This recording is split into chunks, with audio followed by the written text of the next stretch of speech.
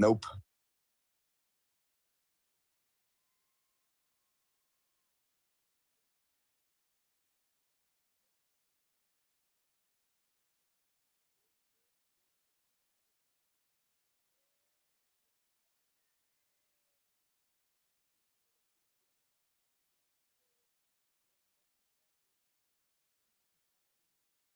Excuse me while I whip this out.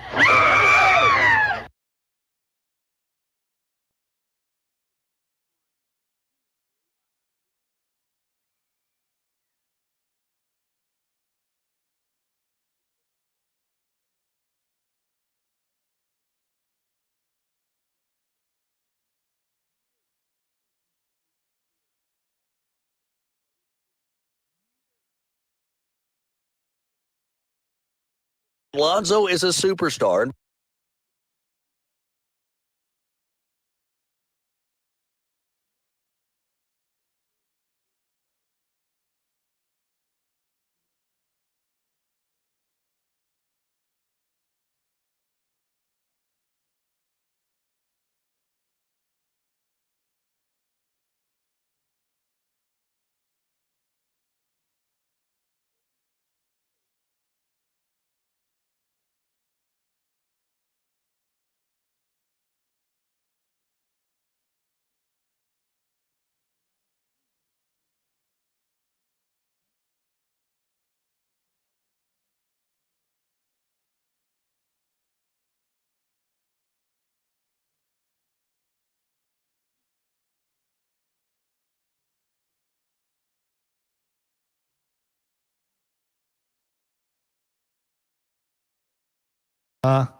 There we go. We're getting an echo because your computer, and we were not in utility because geniuses think it's okay to zero out the board. Yeah. Zoe's back. So you can shout out to the wire to wire guys for zeroing out the board because wow, that's smart. We're starting to show just like that. Oh, I'm going to start. I've held off on the scathing emails, but I'm going to start sending them because it's just it's ignorant and stupid, and it causes problems with everybody else. But hey, it feels good to you. Back from vacation and carrying the baseball bat Harley Quinn style. Oh, my blood pressure just went up because it makes me so mad when mistakes happen because other people think it's time to change stuff that's been the same way for, decades. And they just decided on a whim, hey, because everything's about me, I'm going to change everything and screw everybody else. All right, I'm done. That was it's hot in here though. I fixed it earlier. This is not working. That was aggressive out the gate. No apologies over here. Didn't think there would be. We, ladies and gentlemen, have many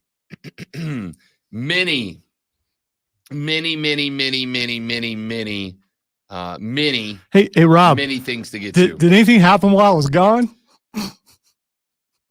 Not much. No, so nothing's changed around here. Not much. There's nothing different. Okay. Not really. All right. Not really. You leave, you come back, you think everything's going to be the way it was when you left, and now it's not. No, that's pretty much same old. We do have a new show that starts. Why would we have a new show? We have a new show as wait. Did the Clemson guy move? You don't know how to answer that? No, I'm just gonna say that I've never felt the need to put up the limousine chauffeur window between us before. I've never felt the need, and apparently you've decided today that you're just coming in, ripping the sleeves off, and just getting at it. I've gotten a ton of emails from management, so I'm in all kinds of trouble. So I might as well, just compound it. Yeah, no, for sure. I gloves are off now. I mean, that person got promoted and he's no longer here. So it's like, when you were carrying a weight on your shoulder for like the world, for a while, and now that weight is lifted and there's freedom. And say you were a serf under tyrannical rule and then the tyrant decided to conquer realms elsewhere, and you walk out into the light and you're like, this daylight is good. I like daylight. I think I could dwell in it. It's like that.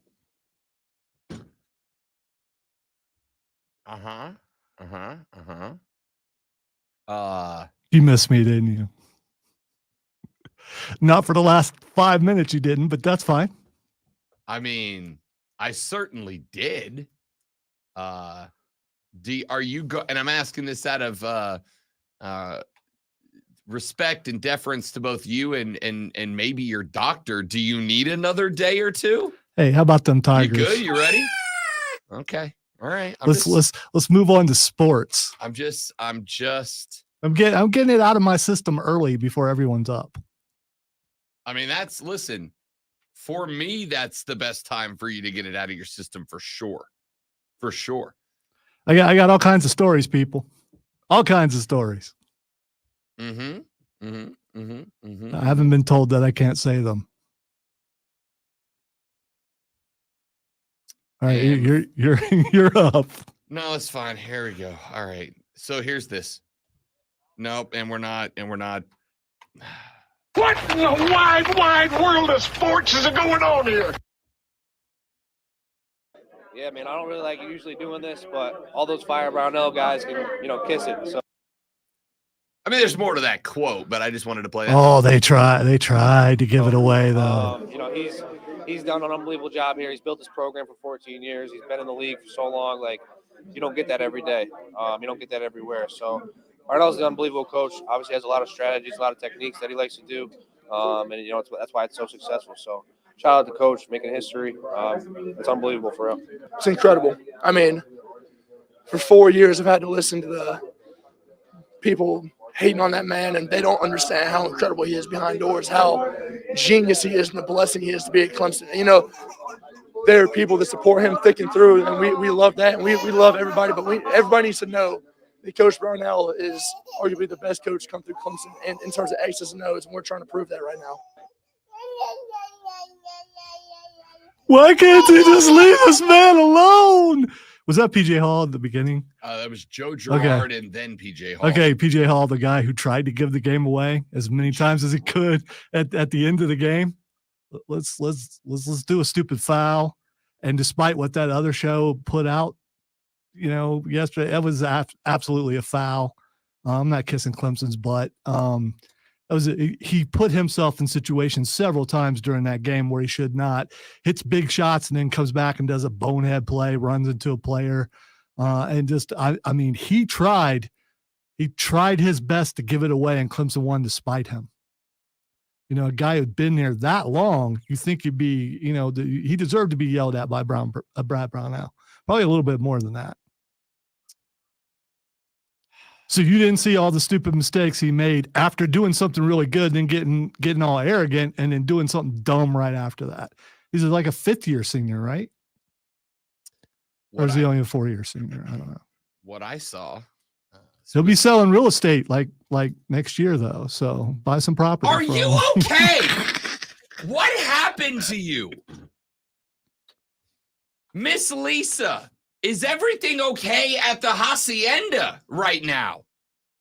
Like, did you not get enough food on vacation? Are you like me, angry because you're on a diet you don't want to be on? Like, what's happened? It's hot in here.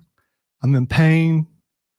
And I want to make everyone feel that. Well, I mean, so you're discounting what I said about PJ Hall. Yes. Well, then you're wrong. No. Because he absolutely made some boneheaded plays. Clemson was up by 15?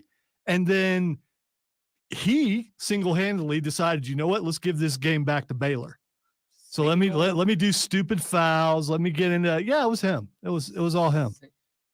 He's an adult, he can take it. What did PJ Hall do to you? What did he do to you? Did he come over to your house? Did he kick your dog?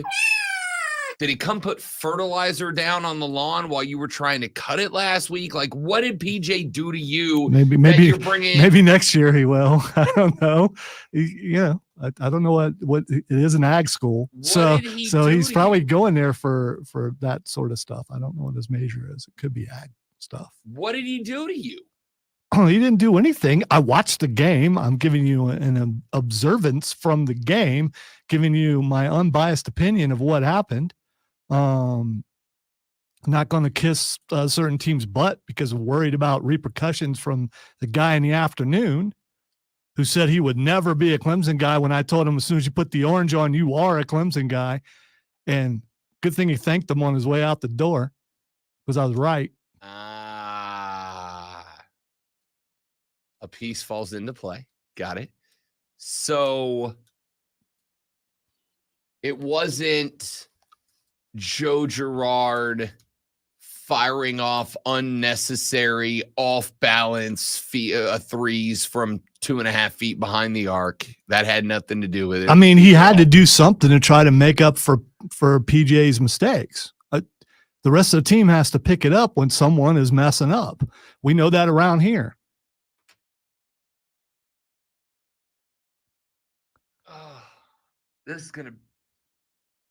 You're good. Yeah. So Clemson's on to the Sweet 16. Good for them. You guys get Brad Brownell, that wonderful man who's built a program, according to the sound cuts, for another 5 years because he made it into the Sweet 16. Like doing this, but all those Fire Brownell guys can, kiss it. So kiss what? What should they kiss? Ow, man, that was harsh. There's a dramatic change in volume there, wasn't there? Yeah, because your other cuts are a little low, so I had to bring them up. Gotcha. I don't know why. I'll fix it. So Clemson is on their way to the Sweet 16. And I think the only person around here that's not shocked by that is me. Because of the thing that I told you all was happening while it was happening. And I acknowledge that I sucked in the bracket contest. Hey, Big Daddy, how you doing? Real bad, Corey, real bad. Yeah, because, I didn't fill one out, and I still did just as well as Rob did. Bracket contest not going well for me. Because but I didn't get an invite, but you absolutely did. I was on vacation though. So, I was out in the yard and I would have picked Purdue to win it all. Mm-hmm. By the way, I'm just letting you know, I would have somehow picked, as I always do, a Big Ten Final Four, which could still, two of them could make it, right? Purdue, Indiana, I think. Are they on the same side? Indiana. Was it Indiana? Not even in the tournament. Not Indiana. It's another one of those I schools. Illinois? That's it. Illinois. That's the one. That actually isn't a bad pick either. Yeah. That actually would have been. Hey, you might have given yourself a real good chance. My bracket not going great. However, Rob Brown yesterday on the books yesterday went 11-2 on the day with my picks. Clemson to cover, Clemson in the over, all that hit. Going into this thing, I was on a bunch of different shows. This one, BetMGM tonight, Bet for the Cycle, sat in yesterday morning on BetQL's 5-Star Weekend with Mario Herron. I was on what else? I was on like 3 different other BetQL shows. I did 2 shows at a market. I was very busy last week talking basketball on the radio. Thank you. He's a big ass boy, is what he is. God dang. And as I was okay, all right. You are uber aggressive. I was trying to. You are uber aggressive. When one toots their own horn, what kind of horn is it? That's the only horn I got. What kind of, when you toot your own horn, what kind of horn is it? A metaphorical one. Well, it would be a trombone for you, I guess. Oh, I'm trombone guy now. No, because you play a trombone. I've seen you play the trombone. I have video evidence. So I said on all of those shows that I was on last week that not only was I picking Clemson, that on top of picking Clemson, I was picking Clemson into the Sweet 16. And I got fired back upon by many. Now, in fairness, before some smartass hits me on the text line, as you inevitably will, I also picked South Carolina into the Sweet 16. Despite telling you that, I actually felt, to the contrary of the gambling public, I actually felt that South Carolina was in a much more difficult spot than Clemson was. I did not understand the love for the New Mexico Lobos over Clemson in round one. I thought Clemson was a better team. And I thought there was a narrative crafted. It was a Jim Rome. That's a Jim Rome guys, right? The Lobos. The Lobos. So you can blame him. He probably, had it. It wasn't just him. Clemson was the most bet against favorite in the, or I shouldn't say higher seed in the entire first round. There's this thing called history. And if you look at history, you can see how teams normally do. And a lot of people were going on history because they usually collapse. PJ tried to make that happen yesterday, but it didn't. And now they're in the Sweet 16. So I went on. His hair also bothers me. It's just because I'm not sure that's real. Well, we can't all have your majestic mane grade. Yeah, I know. I keep my wig on tight. So especially today. I went on all these shows and I said, I actually think Clemson's got a better chance at the Sweet 16 than anybody gives them credit for. I bet on them to win round one. I bet on them to win in round two. And the reason why is I genuinely think a lot of people are looking at a couple of results late in the year and are not taking into consideration what this team was for the entire length of the year. I think a lot of people are looking at the Boston College loss in the ACC tournament and deciding, well, that's what this team is. I think a lot of people were looking at the loss at Wake Forest and thinking, well, that's Wake Forest. That's what this team is. I think a lot of people were looking at the Notre Dame loss and saying that's what this team is. While the entire time I was trying to tell you, no, this team is that, but this team is also the team that beat Alabama, the team that beat South Carolina, the team that beat North Carolina in Chapel Hill, the team that beat Duke. By the way, three of those teams that I just mentioned, all second-round teams, all tournament teams. And not only tournament teams, North Carolina's a 1 seed.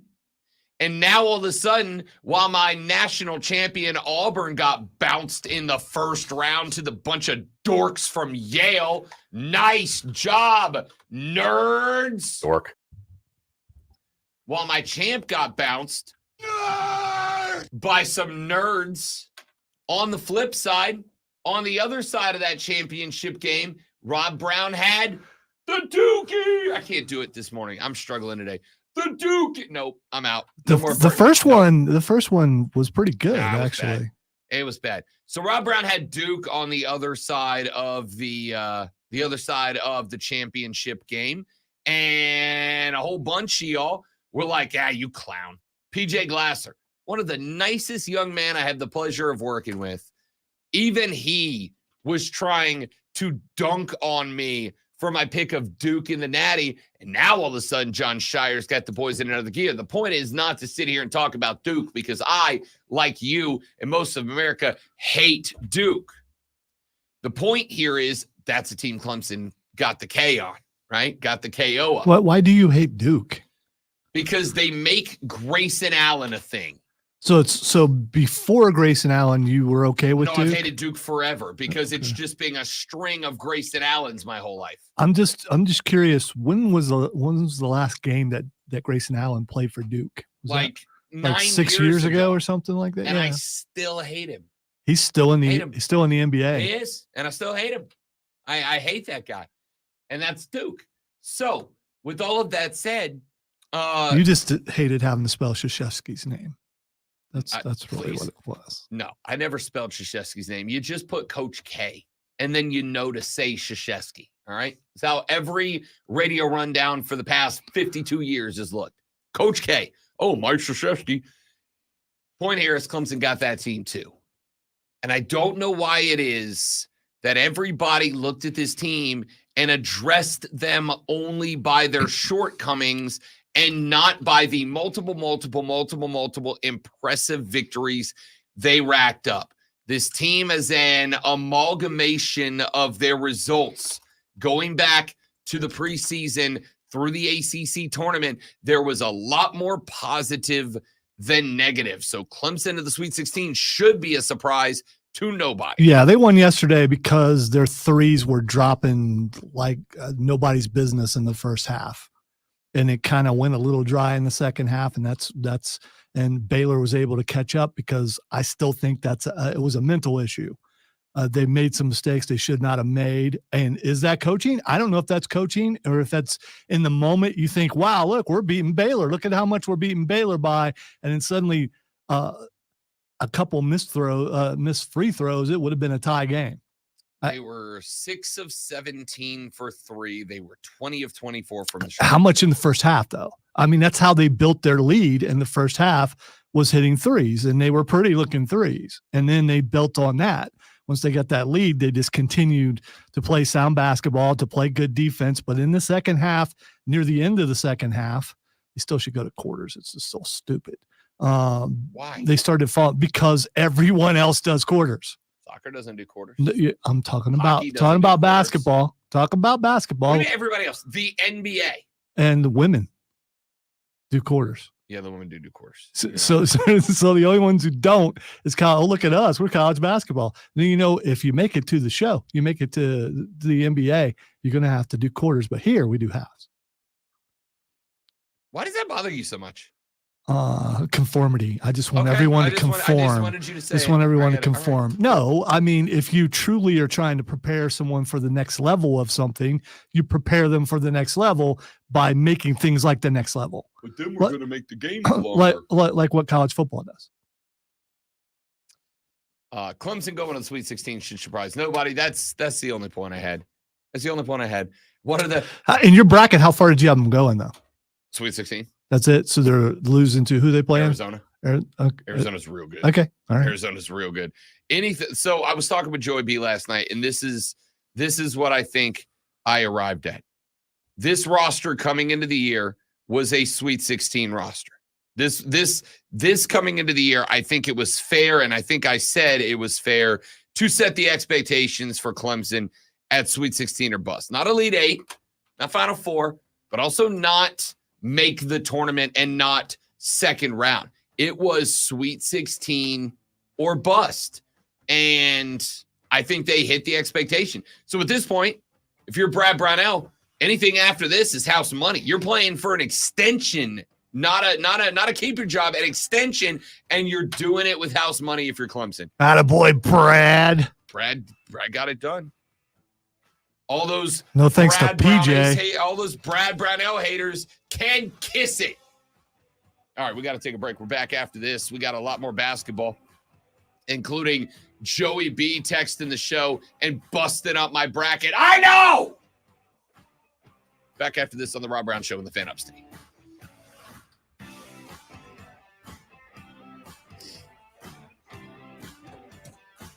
All right, let's write a sports flash. I don't know, Trey. I don't think I was too negative. I think I was as far as the PJ Hall stuff, that was not, I was not joking. I was serious. I was waiting to see him cost them the game, which he nearly did. And I think he being the leader of that team, He should be the example. And what he nearly led them to was a loss. Would they have won without him? No. But they nearly lost because of him.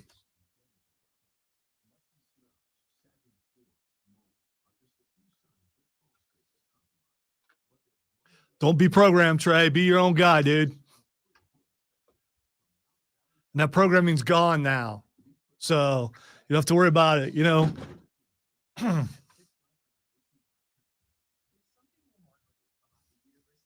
Slap that Kool-Aid away. He's gone. Just slap it away. I do have a, you know, I don't know if you guys knew this. It's still going to be a Clemson show though, but that's fine.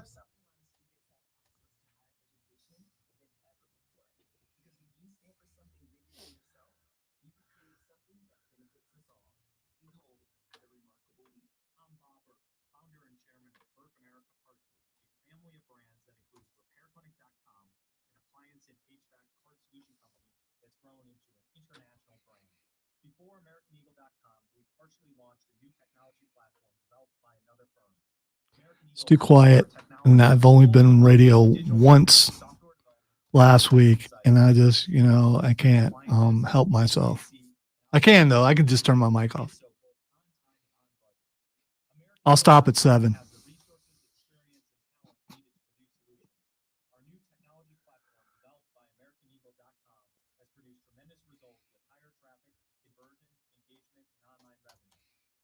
With all the stuff I got to do today, I got a freebie though. So I'm freebie? I got a freebie. Oh, I got you. That's fair. Hey, good shot of getting away with, you know, some more stuff. You were hot out the gate there for a second, bud. Not really. Yeah, really. No, I held back. It doesn't mean you weren't hot out the gate.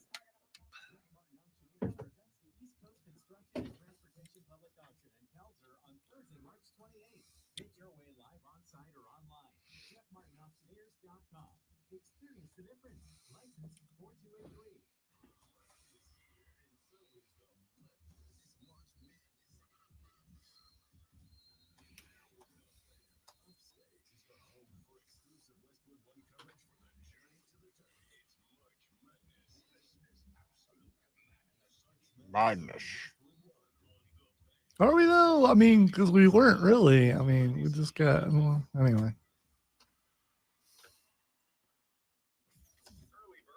What the heck is that?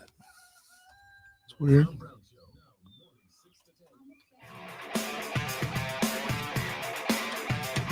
Shut the hell up. That's what Rob was telling me during the break. I don't know if you guys were watching on the stream on YouTube, Facebook, Twitch, and the X, you would have seen him just giving it to me. Like you got to be better. You got to do better. You got to stop. 8 seconds. I'm sorry. I'm sorry. I'll turn this thing off over here. The Rob Brown Show is back on its radio, on the radio, your radio, our radio. I don't know. It's on the radio. It's the Fan Upstate. Welcome back, ladies and gentlemen. Rob Brown and Lonzo with you on an Upstate Monday morning. All right, really quick, Jesse, I've addressed this many times. I went to a Clemson game and was up in the stands, and I had my baby daughter with me because I didn't stand up and go CLEMSO. What's the next letter? N. Because I didn't stand up and do that, they plotted to throw my little girl over the side of the stadium. And it was multiple people. And I've also worked with people who are Clemson fans who turn into something that is indescribable. They're a really good, I'm sure you're a good dude, Jesse. Everything that I've seen, you're a good dude. Cole Bryson, good dude. Okay. There are some guys that are Clemson fans and women that are Clemson fans that are really good, but there are a lot of them that are not, and they are the most vocal, and they usually have Clemson in front of their name, like Clemson Tom, Clemson Bob, Clemson Mark with a C.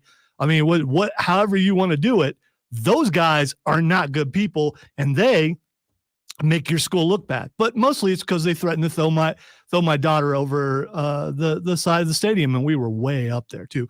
And I don't want to hear it. It's because you were sitting up there with the drunk people. The drunk people are everywhere. It's not just, you know, I mean, it's college football. That's what they do. Anyway, tailgating in there. That's why I don't like Clemson.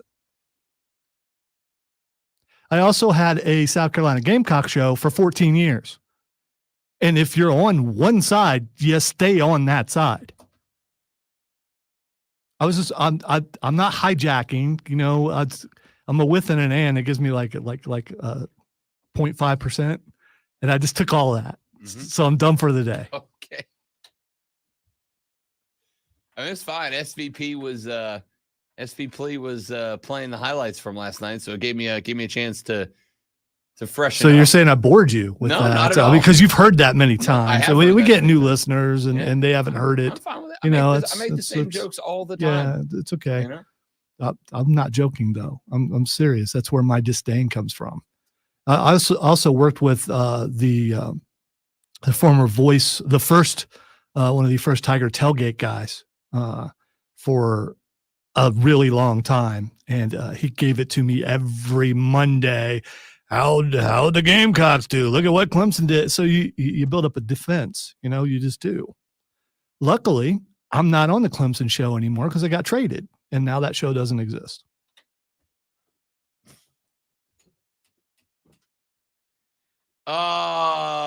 Let's see here. I'm pushing away from the microphone now. So, Clemson 72-64 winners over Baylor. You may have heard. PJ Hall, 11 points on 4 of 11 shooting, 3 of 4 from the stripe, ended up with 3. How is he not? Somebody from Clemson will have to explain this to me. How is PJ Hall? This stat line from PJ Hall. I you know what? I'm going to say I'm coming around a little bit here, Zoe. He had some big moments, including that block on the kid from Baylor with like. It was a really good block. It really was. Maybe game-saving block. And you know, he had a killer slam, and then he turned around and ran right into a Baylor player on the other end. That, I mean, he had good plays followed by stupid plays. Yeah, I'm gonna argue at that point in the game.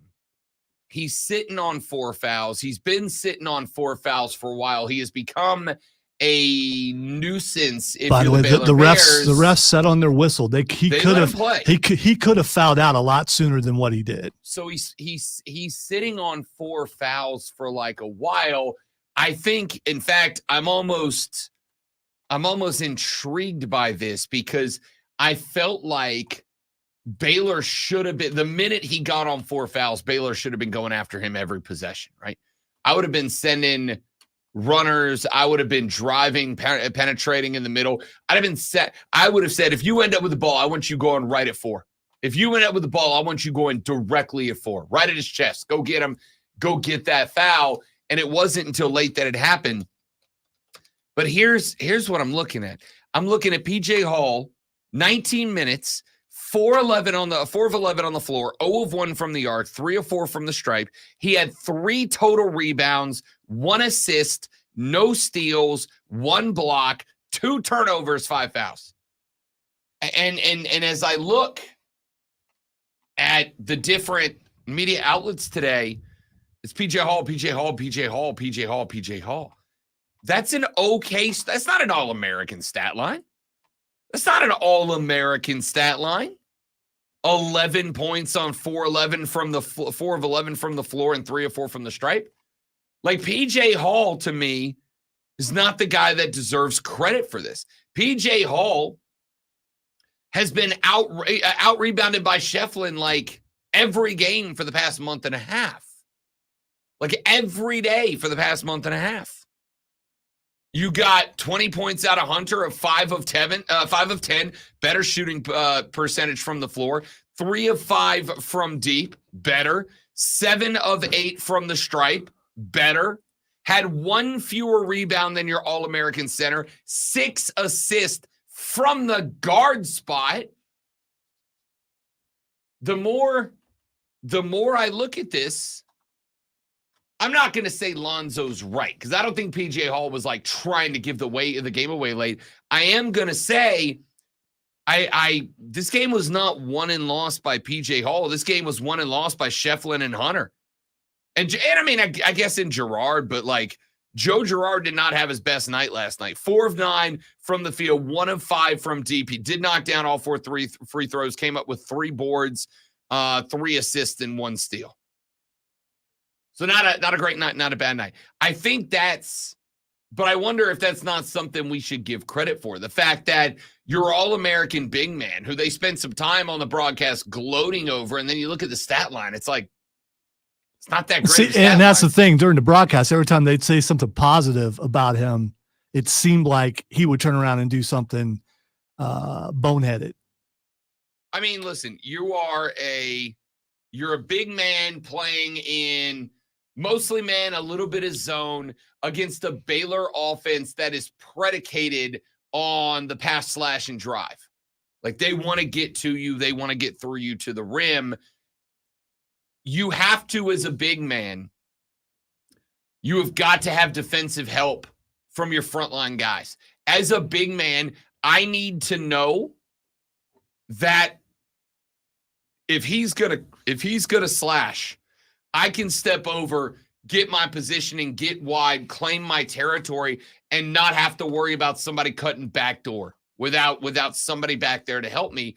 And I feel like in some spots in that matchup yesterday, again, I'm not going to say PJ Hall was getting hung out to dry. I think he played a fine game. All right. I just, this has popped up on my feed from the Rob Brown show. I don't know if you knew him. One line in there says they tried to give it away, but they finished, which is what I've been saying the entire time. No, I'm putting the focus on PJ Hall because I think he is the catalyst that helped Baylor get back in there. Yeah, they found their shooting. They started to they got back in the game by actually making some shots, and they were horrible at the free throw line. If they were better at the free throw line, it probably would have been closer quicker. 20-24. Oh, you mean Baylor? 16-26. Yeah, that was bad. Yeah, free throw shooting was a plague yesterday.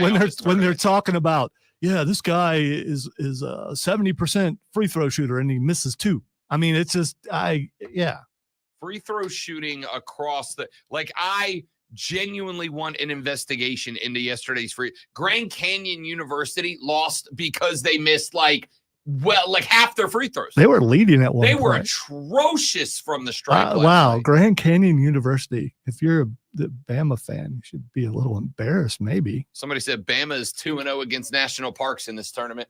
I like that. I don't know, man. Free throw shooting was god awful yesterday.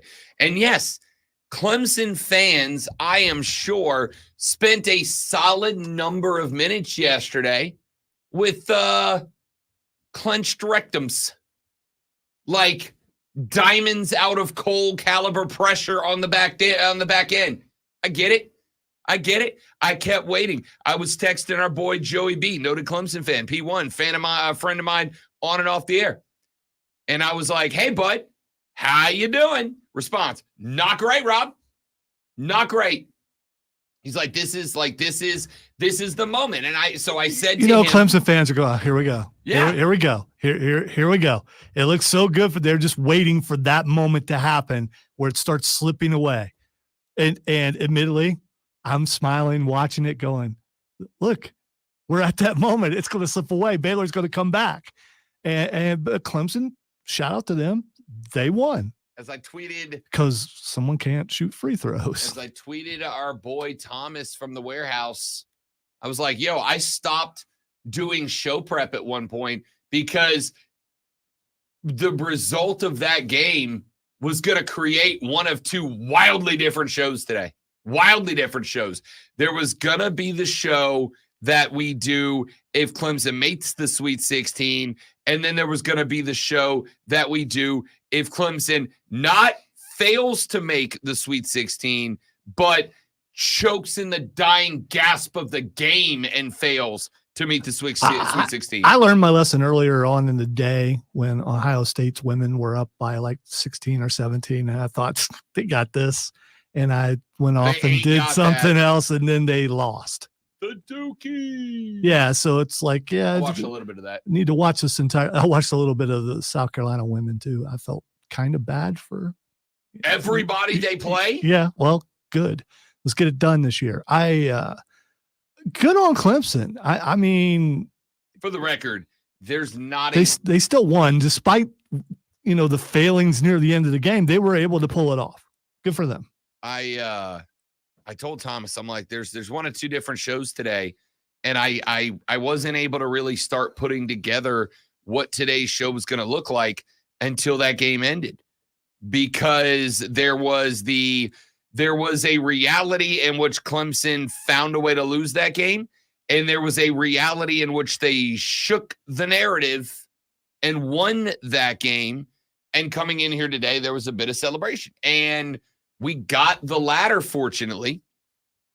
And I'll say what I think Brownell said to SVP last night, which is, yeah, maybe you wish you gave yourself some more breathing room. Let's not pretend they didn't win by 8. I mean, they covered 3 times over. They were 4-point underdogs going into that game. 4-point underdogs. They won by 8. You weren't worried about your cover near I was the end? never worried about the cover. Okay, because near the end when they came back and got within 2. Don't care. I had Clemson +4. I was good. They could have lost by 4, and my bet still wins. I wasn't worried about the bet. I was genuine. Listen, as I've said, Lonzo doesn't agree with this. I hope Clemson wins the Natty. I hope Brownell wins you the Natty, because if you win the Natty, Daddy gets paid. Come on. You don't believe that. I do believe that. You believe Clemson can win the national championship. Did I say I believe Clemson will, or did I say I hope that they do? You just spoke it into existence, and come on. Yes, I have universal power. You do. If only you had power to not hit your mic. Don't do Kamehamehas in here. I hope they win the tourney. It would make my life I do so not much better. hope that they win the tournament. Listen, if they win the tournament and Rob Brown starts making his media appearances around the country, talking on the radio about Clemson ball and how they got there, you never know where it goes. Listen, I want you to look good. I really do. And it's awesome for the show. It's awesome for the station. It's awesome for you, most of all, when you look good making these picks when people are looking at you like there's no way. But they're done. This is it. I mean, 16, not bad. Not bad at all. Went further than most of the experts, except for Rob Brown, thought. And, now they're done. But don't do this national championship stuff. Well, listen, they were a 4-point dog in this round. I'm gonna tell you right now. Let's see if the next round's lines are out. I'm gonna guess against Zona in the next round. I'm gonna guess they're opening at 7.5 to 8.5 point dogs. 7.5 to 8.5 points. Let's see if that lines out yet, because I am curious. And while I say that, I will also say it's time to get a break. Bang, 7.5 point dogs. On the nose. Man, I'm good at this. Golly, I'm good at this. Clemson, 7.5 point dogs. Over under set at 152.5. Clemson plus 260 on the money line.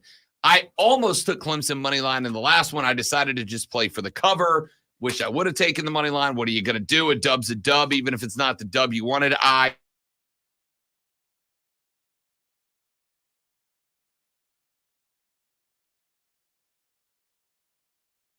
Are you not all in? Is that what I said? Or did I said I hope they do? Okay. I hope they do. I think you're out in the next round, but it says more about Arizona than it does Clemson. This is a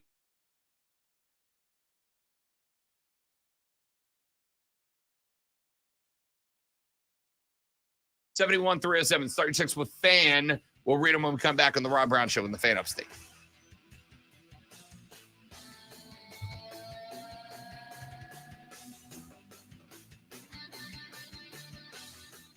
We'll say if you could just write one more, I'll just talk really slow.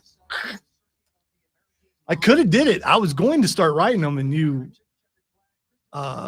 said you were going to do it. So why would I want to turn off Flying X? What? What?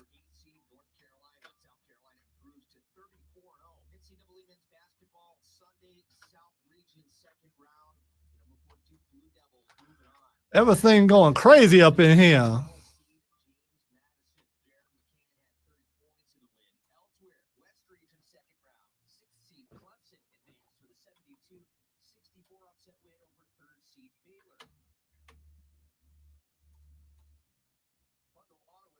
Wow, dude.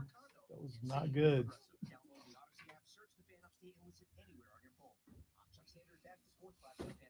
Speaking of someone who should have talked slower.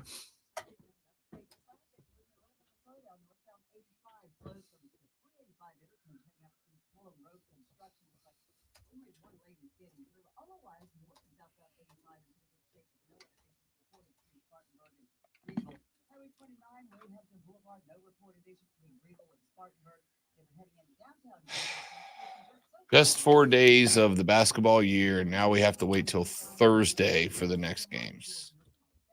That sucks. Meanwhile, college wrestling championships were excellent. Shout out to Penn State. And there was some good MMA fights Saturday night. I won a lot of money on your girl, Rose. I don't know. When it went 5 rounds, I was a little concerned. But So was I, but I still won, so I'm happy. Happy. it wasn't a dominant win, but she won. And Hibas is someone who's easy to like.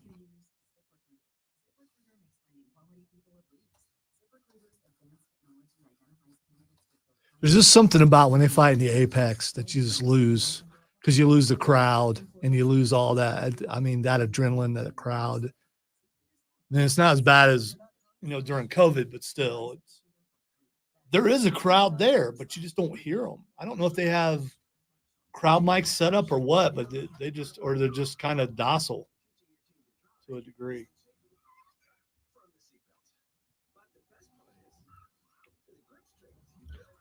And I like how they're going with the 300 motif for UFC 300. I didn't watch any of it. Yeah, they got so UFC 300's coming up, and they've got like 300 from 300. They're using that kind of font, and it looks like a very, very good. You all right? Yeah, you okay? Oh, it was not. Thought I had less in the can than I did. Cool. They're billing it as the best card that they've ever done. I don't know if it's that, but it's pretty good.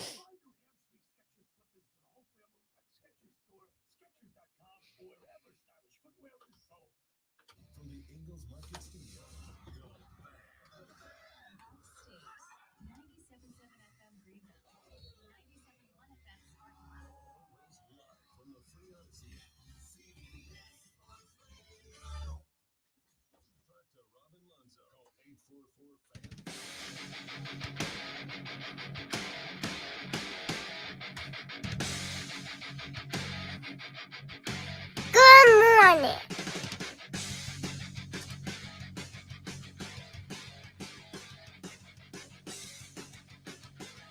Oh, wow. Yeah, I'm trying to finish up your sports flash over here because your boy was Nope. wildly Nope. irresponsible. So, Nope. all right, okay. I'm trying to get you to not throw yourself under the bus. I mean, I'm trying to help you here, and you just don't want. I was I going mean, to say why it's not written. I was okay, just gonna all say right. It's not written. all right. I mean, that's not me coming at you. It's me trying to help you. I'm going to go ahead and say anybody who has to be at work at 5 in the morning, you get the occasional late hall pass. I'm going to say you go ahead and get a freebie every now and then. What does one do? You know what's the worst part about the fact that my phone didn't accept the charge last night and therefore died in the night because I stay on my phone late into the evening? You know what the worst part about it is? Is that you're not prepared in a way where you have an actual alarm clock also with a battery backup, so you have 3 alarms. I mean, that's just being prepared. Okay, what were you going to say? Well, nothing now. Now I just feel like a jackass. Thank you very much. I know it's so 20th century to have an alarm clock, but in our case, it's probably a good move. I have an Alexa. She's also plugged in. I don't know if I pulled it out of the wall. So I didn't have time to check because the fiance woke me up like, hey, you should probably get going. Dude, why are you here? Yeah. I was like, get going. It's like 4:00 in the morning. She's like, it's 5:30. Uh-oh. Rob Brown's a shower in the morning guy. Not this morning. I feel gross right now. Real gross. I haven't showered since like noon yesterday. Well, hopefully the air will kick on in another hour so it doesn't get too right. Worse. Yeah, it's working a little bit now. I'm gonna own that this AM your boy was running not late.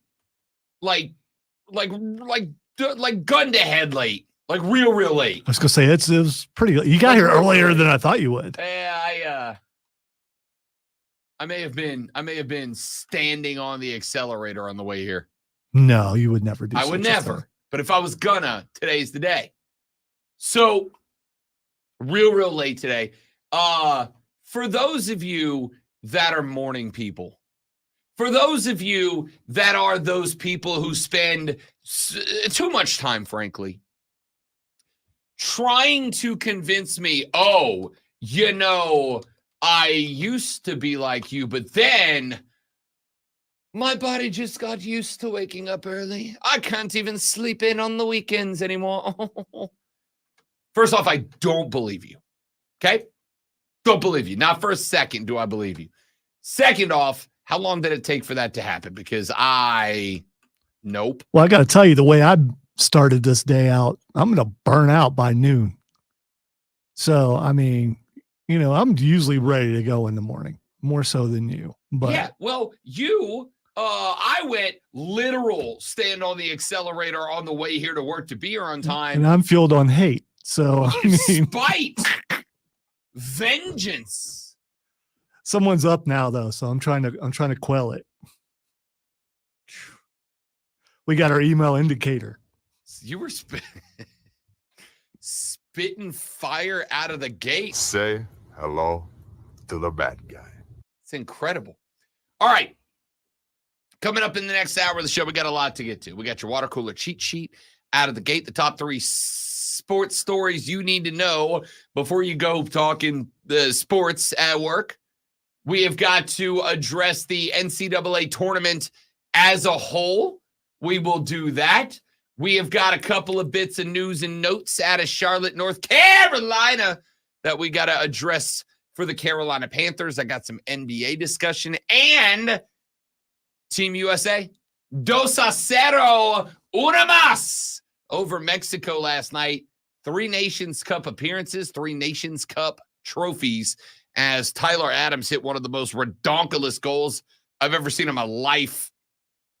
So we're going to talk about that coming up in the next hour. It's going to be a busy second hour of the show. All right. And I think I've bought myself enough time to finish up writing the sports flash. So now, Alonzo. Yeah, don't do it while I'm doing it though, because that's going to be distracting. Because I'm going to have to read it off the screen as opposed to printing it out, which I like to do. Ohtani is scheduled to speak to the media. Let me find the time and then I'll be done. We're just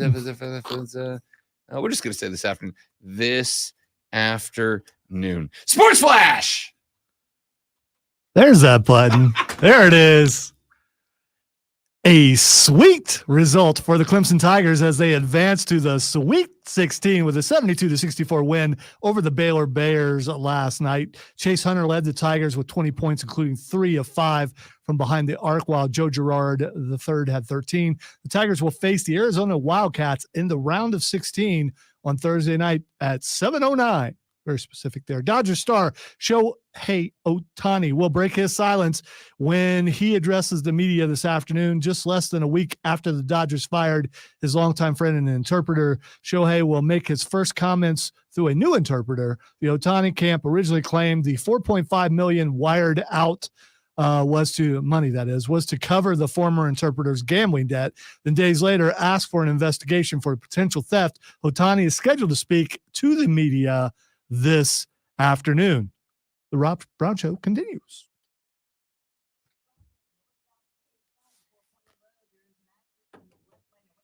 All right, so if I'm reading it off the screen, then I can't look at the clock. And so, that's what I'm going with. I don't know, Steven. You probably don't want me back today.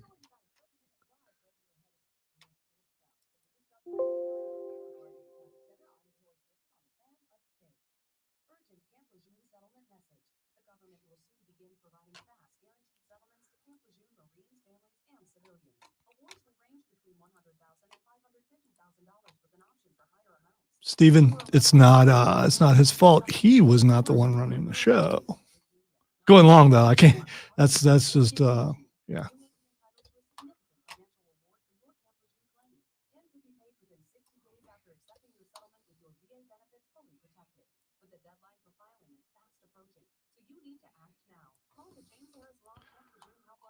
Just a warning, by the way, to those of you who are watching early, I will have to leave the program a half hour early because we had someone call in sick somewhere else and someone can't work the whole thing. So I got to go run 2 more shows on another station.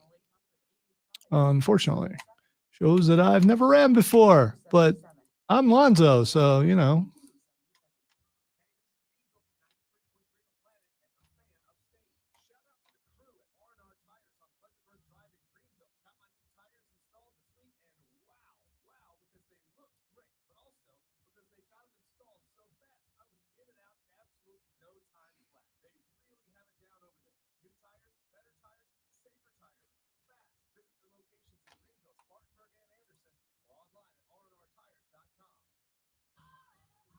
That was weird.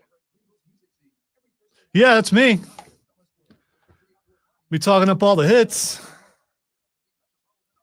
Playing the latest Beyonce or something.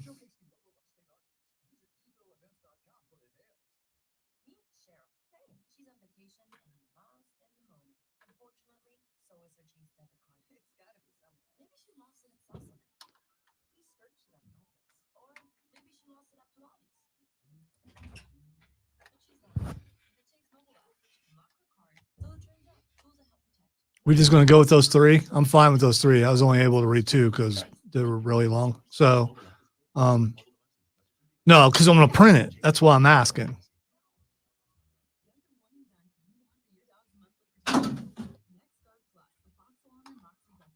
Because I didn't see the clock and I almost ran out of time.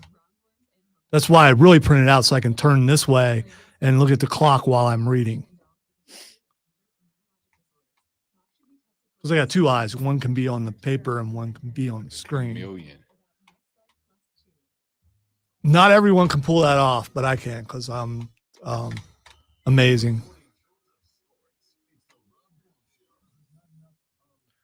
Appreciate you going out to break on time with one another email.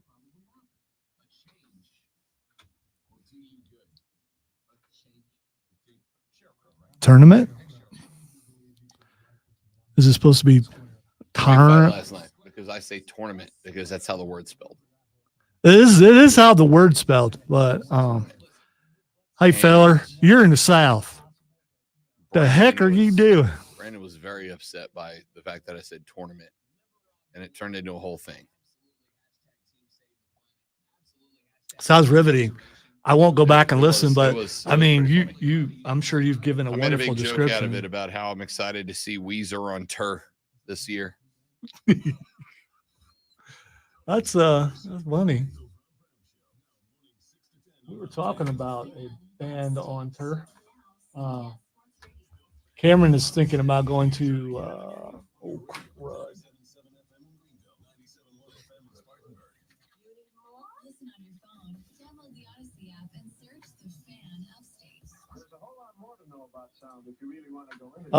He's thinking about going to the Creed concert also.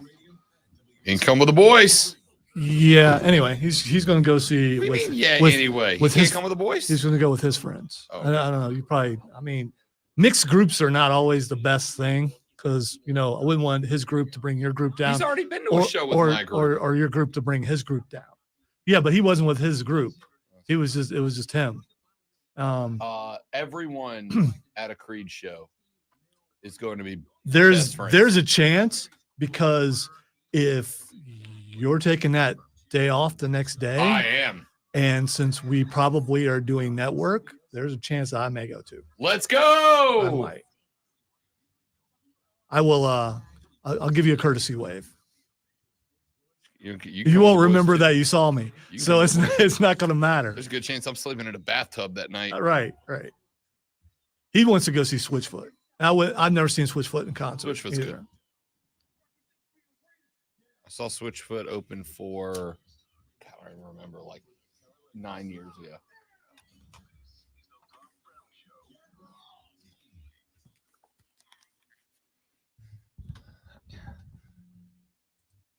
Lonzo just told me he might go to the Creed show.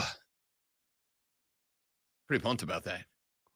Pretty pumped about Lonzo coming to party with the boys. Yeah, that's The boys are going to be wild that night. again. I will find out if we have people that are going to be there, and then I'll just go with those people Pumped. and be backstage and that type of stuff because I know people. You don't get those kind of privileges. Okay. I don't know why you don't take advantage of those kind of privileges. Because I'm just a working class fella. Is that what it is? I'm just a blue collar boy. Is that all it All is? right? Okay. I don't take advantage of the perks of the job. All right. Mm-hmm. I don't hit people with the "Do you know who I am?" I don't need to. I wonder if that works in Michigan.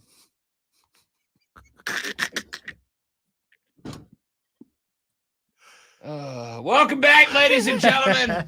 Hour number 2 of the Rob Brown Show is underway. Happy Monday to you. Hope you had a spectacular weekend. We're back in the saddle again, and we have got no shortage of stuff to talk about. And it's a real good thing that the second hour is underway. Why? Because you got to be to work in like an hour from now. You got to get to work, and nobody wants tour. Not after the 4 days we just had. Not after we just finished a run of basketball that was perfect. We had wicked upsets in the first 2 days. The second 2 days, chalky as it gets. So I think we ended up with a very exciting first round, a very exciting second round, and then out of the teams that moved on, as much as America loves a great Cinderella story, I think of the teams that were available for the Sweet 16, I think we ended up with probably the best group that we could have. I think you ended up with a very good Sweet 16, a very compelling Sweet 16. Except for Auburn.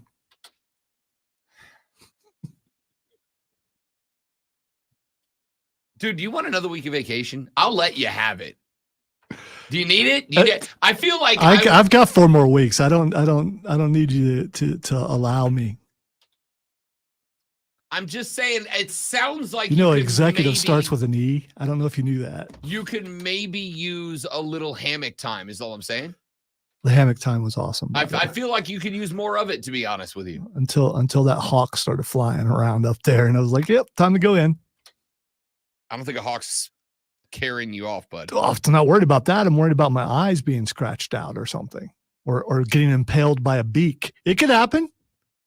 Could hit some turbulence or something, Okay, move the hammock inside. I just feel like you need some hammock time. I feel like the BP is a little high this AM for you. I don't think anyone on the stream or maybe on the text line has said Lonzo needs to leave. I'm so glad that I wish he wasn't back. I mean, I'm fine, dude. I mean, I haven't felt this free in such a long time. It's almost like I won. It's just almost like I won something. I don't know what I won, but it's that, that feeling when you win something. I asked earlier in the show how long it takes to be the person that just wakes up at 5 a.m. Joey said it's 100% true, but it took me 42 years. So cool. That's good. That's good. Well, I guess you're going to be glad to hear this in 42 years when you get good at it. Be just in time to die. No, I won't be here. So you get your wish. Texter said, we missed you so much, Lonzo. Texter said, Lonzo doesn't need to leave. He just needs to go outside and smoke a joint. Yeah, I've drug free my entire life. Yeah, we all know. Except for medical. Wow. I mean, I'm sorry. No, actually, I'm not.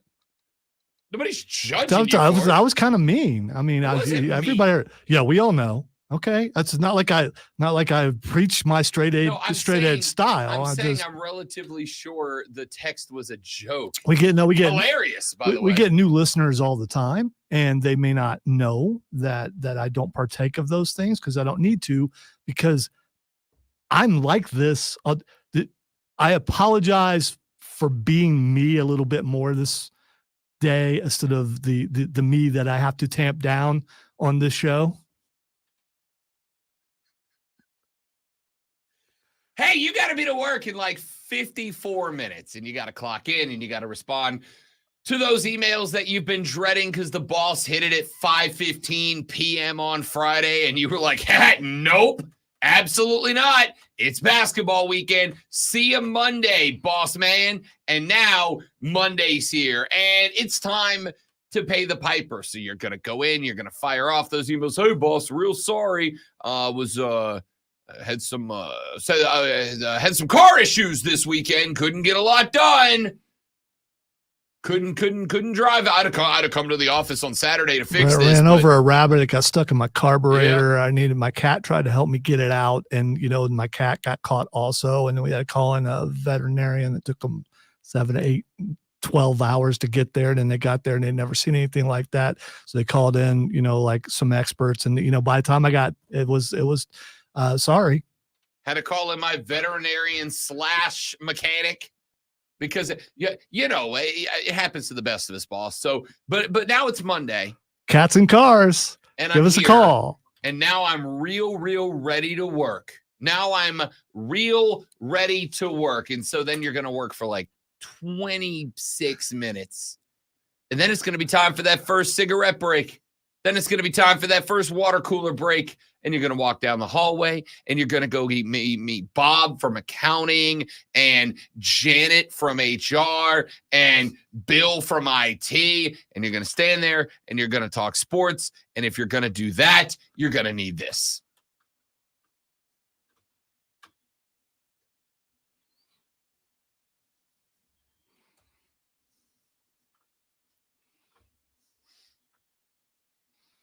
You must chill.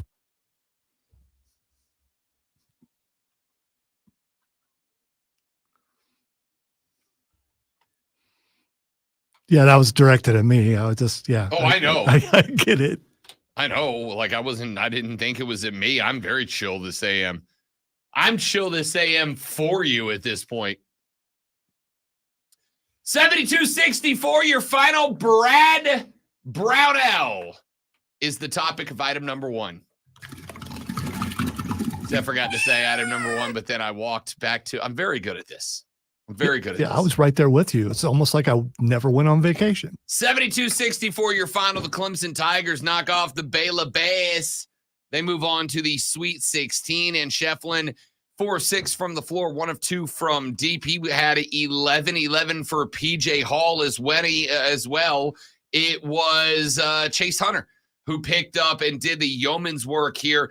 20 points on 5 of 10 shooting, including 3 of 5 from deep, 7 of 8 from the stripe, where the Tigers as a whole went 20 of 24.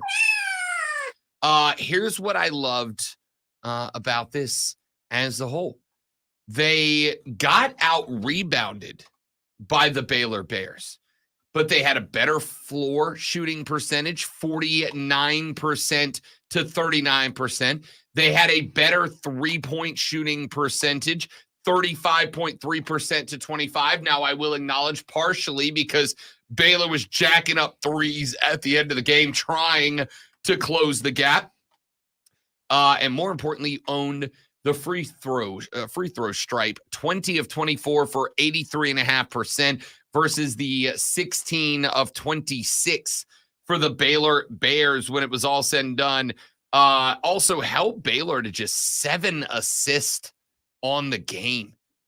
That's good defense. If you can keep an assist number down in the single digits, you've got a real good chance to win the basketball game. Now, you did turn it over a handful of times.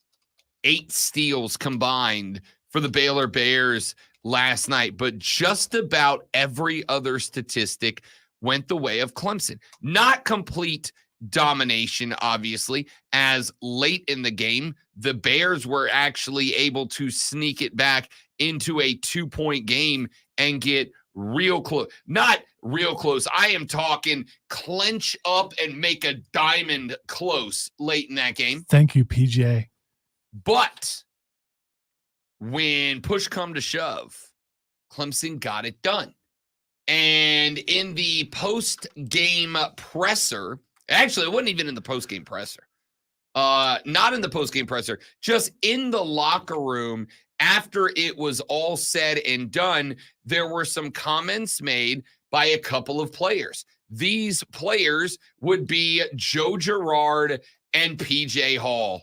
Yeah, man, I don't really like usually doing this, but all those Fire Brownell guys can, kiss it. So, he's done an unbelievable job here. He's built this program for 14 years. He's been in the league for so long. Like, you don't get that every day. You don't get that everywhere. So, Arnell's an unbelievable coach. Obviously has a lot of strategies, a lot of techniques that he likes to do.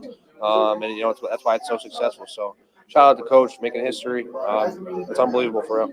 It's incredible. I mean, for 4 years I've had to listen to the people hating on that man, and they don't understand how incredible he is behind doors, how genius he is, and the blessing he is to be at Clemson. There are people that support him thick and through, and we love that, and we love everybody, but everybody needs to know that Coach Brownell is arguably the best coach to come through Clemson in terms of X's and O's, and we're trying to prove that right now. Yeah, man, I don't really like usually. All right, got it. That's Joe Girard and PJ Hall. Arguably the two leaders of this basketball, not arguably, the two leaders of this basketball team. And then also some reporter who apparently brought a baby into the locker room for no reason. I can't imagine anybody would have dropped that sound clip on that. I think that was Brad answering questions, on the other side of the locker room. I don't think Brad Brownell is crying right now. I think Brad Brownell is laughing all the way to the bank. He will be. I'm going to go aahead and tell you, my dog's job is safe, not just for a year, but for a couple of years. Yeah, but here's the thing, though. Clemson, watch them fire him because he did something that most coaches would get an extension, and they'll just turn around and do the opposite. No, they won't. Or he'll accept a job somewhere else. No, that would be interesting, but no, he won't, and no, they won't. Dude earned himself a couple of years last night. Congratulations, Clemson. Good job. Texture said, Rob, Lonzo put those clips in. Yes, I know. Yeah, obviously. Lonzo played the clip of the baby crying. Who the hell else you think would have done that? Who else is running that over a couple of Clemson guys talking about an emotional win to move on to the Sweet 16? Who else is dropping that there? I don't know what you're talking about. Yeah, for sure. They get the job done last night to the Clemson Tigers. Their next matchup will be on Thursday evening. They will have the 7:09 p.m. game, and they will take on the number 2 seed Arizona Wildcats in a game where Clemson has opened as a 7.5-point underdog to the team out of the Pac-12. We will talk a lot more about that game as this week progresses, but let us get now to item number 2. CONCACAF decided a handful of years ago that they were going to run a Nations League Cup final. It would include all of the teams that play under the CONCACAF banner. Those are the teams from Canada. Those are the teams from Central and North America. What's CONCACAF stand for? The Confederation of, if you'd asked me yesterday, I'd have gone, Confederation of North Central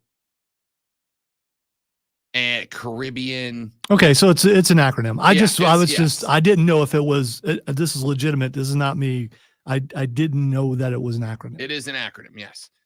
Basically, it is the so you have FIFA, which is the umbrella body which all international soccer competition really all soccer competition, but international falls under FIFA rules specifically. And then you have regions of the world represented by these other confederations. So CONCACAF is North American, Central American, and Caribbean nations. You have an organization that plays or that hosts international competition in Europe, in Asia, in South America, etc.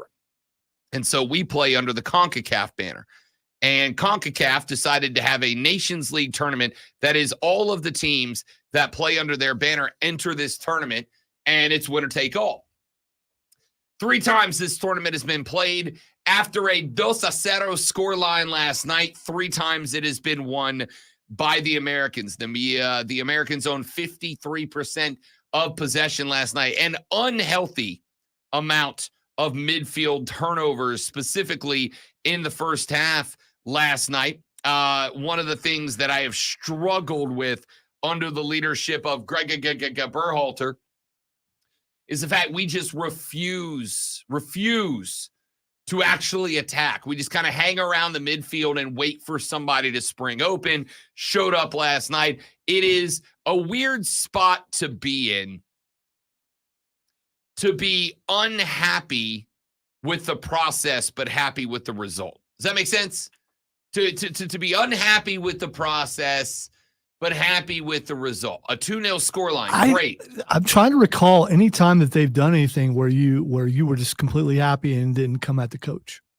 So if it was a different coach, would you have been okay? If it looked like last night, no. Okay, so it's about the approach also. It's about listen. I don't know Greg Berhalter personally. All right. John Harkes does, former coach of the Greenville Triumph, friend of the show, friend of mine. Harkes, he's a good a friend of Berhalter. And I've talked to him off the radio about Berhalter. And he's like, Berhalter's a good dude. He's a good guy. He cares. He loves his kids. The kids like him. The problem has never been with Greg the guy. It's about the coaching, which I think lacks a lot to be desired. For whatever reason, we have the most creative and threatening front third that this roster maybe has ever had.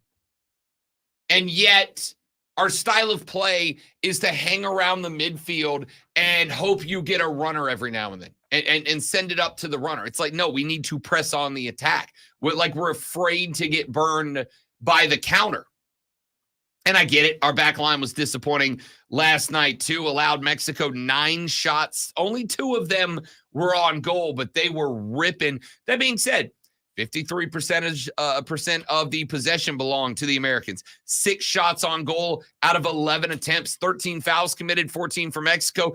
4 yellow cards handed to the Mexicans, just 1 for the United States. 7 corner kicks and a pair of saves, but it was Tyler Adams hitting the bangerest banger I've ever seen.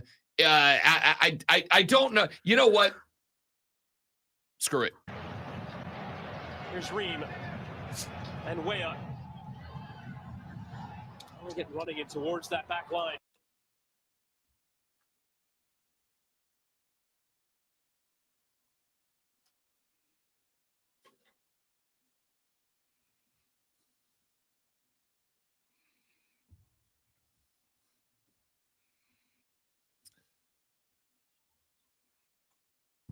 A banger! It was a banger. Sorry, stream. I took it out. It was a banger. It was sensational. It was incredible. Tyler Adams from about 39 and a half feet out with a rocket, with a screamer to the upper left 90, set us up. Gio Reyna, a handful of minutes later in the second half, would see a ball bouncing around to the top of the 18, would put it off the foot, go bottom left, somehow create an angle that I think defied the laws of physics and finished it off. 2-0, your final score line. The Americans end up with their 3rd consecutive Nations League Cup final. Let's move on to item number 3. We're going to talk more about this later in the show, mainly because I don't know about you. I find it wildly interesting. Shohei Ohtani is set to speak to the media today. Now, I don't know exactly when that's going to happen. I know whenever my phone goes ping, alert. Shohei Ohtani is about to begin speaking. I'm dropping everything to get to a TV. I don't care what time it is. I don't care where I am. I don't care if I'm having lunch with a fiance. I don't care if I'm on the phone with the madre. I don't care if I am like doing CPR on a dying guy. I'm watching this presser. All right, come on. The last one. I mean, come on. I if this was any other player, wouldn't they already be suspended pending the investigation? Not necessarily, because again, there's a lot of different ways to look at this. On Saturday, I was on Bet for the Cycle with former Major League Baseball player Cody Decker. Cody Decker told us one of the things when you enter the league, just like any other job, if you're a young player getting into the league, there's a whole orientation process. And one of the orientation processes is to run you through stuff like this. And Deck said one of the things that they tell you is not don't gamble, but don't gamble on baseball, obviously, and do not have any contact at all with people that are involved with gambling that are not licensed to do so. This all started after there was an investigation into an illegal book service that Shohei Ohtani's name was ultimately connected to. The reason, however, that Shohei Ohtani is not suspended is because we've got nothing from law enforcement other than his name got found on a ledger. But here's the thing. That does not mean that Shohei did anything. It also means he didn't do anything. But you don't punish a guy based on what he might have done. You punish him on what he did. So the MLB decided that they are going to launch an investigation now. I called them out on BetMGM Tonight last Thursday after the story broke. Ryan was like, yo, what's your biggest takeaway from this? And my biggest takeaway last Thursday before the investigation from Major League Baseball was, if this is Gavin Lux, if this is Ozzie Albies, if this is Tim Anderson, if this is any other baseball player, MLB immediately launched an investigation. But this is Shohei Ohtani. This is a guy who is worth, not an exaggeration, he's worth $1 billion to Major League Baseball. He's worth $1 billion to the Dodgers. He's probably worth more than that to Major League Baseball because as baseball is continuing to try to grab footholds internationally, Shohei Ohtani is maybe the most famous Asian athlete ever on planet Earth. All right, the guy who supposedly did this was his translator. His translator, okay. And friend of like a decade and almost two.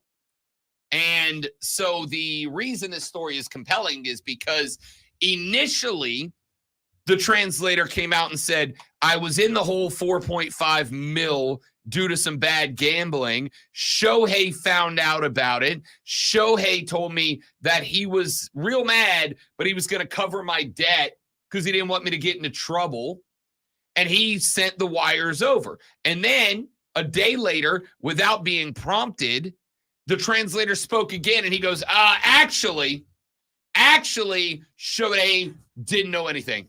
Actually, he wasn't even involved. It was all me, my bad. And oh yeah, says Shohei's representative team, we are launching our own investigation. We are asking law enforcement. I'm not going to say federal. The feds are investigating the illegal gambling ring. Shohei's camp said, we've got law enforcement involved. We've got law enforcement looking into large-scale theft of 4.5 mil. They didn't say who. We don't know which law enforcement it is. Is it local cops? Is it the feds? Is it LA County, Orange Beach County? I don't know. And that's part of the reason that I've got to watch this Shohei presser whenever it happens, because I got to tell you, we got like some John Grisham stuff going on right here. We got stories. We got stories changing with pressure, story changing without pressure. We got drama over here. We got drama over there. We got all this stuff going on. We got potential mob connections over here.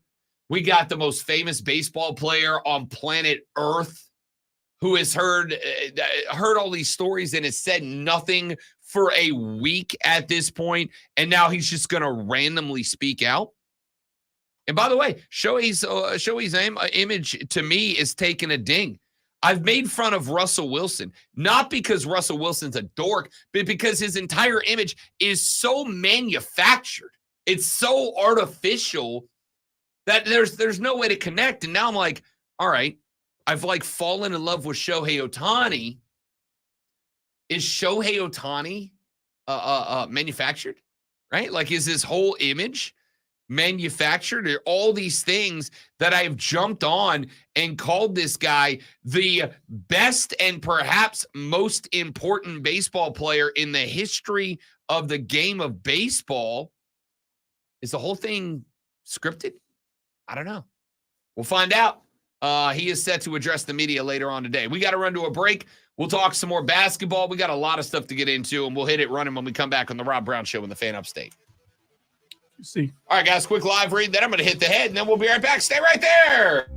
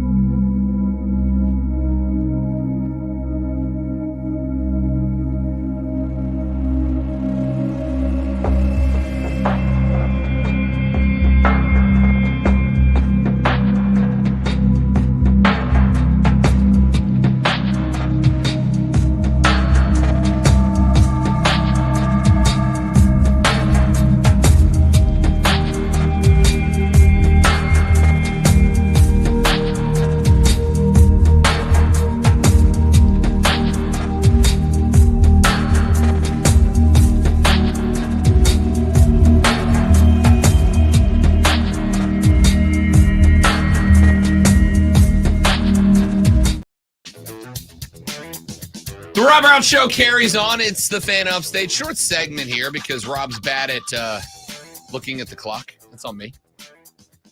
So let's get some stuff in here, shall we? The Gamecocks of South Carolina on the women's side are exceptional. They scored a lot of points on North Carolina. They were trying to sell that on us as a potential I'm not going to say upset. Good game.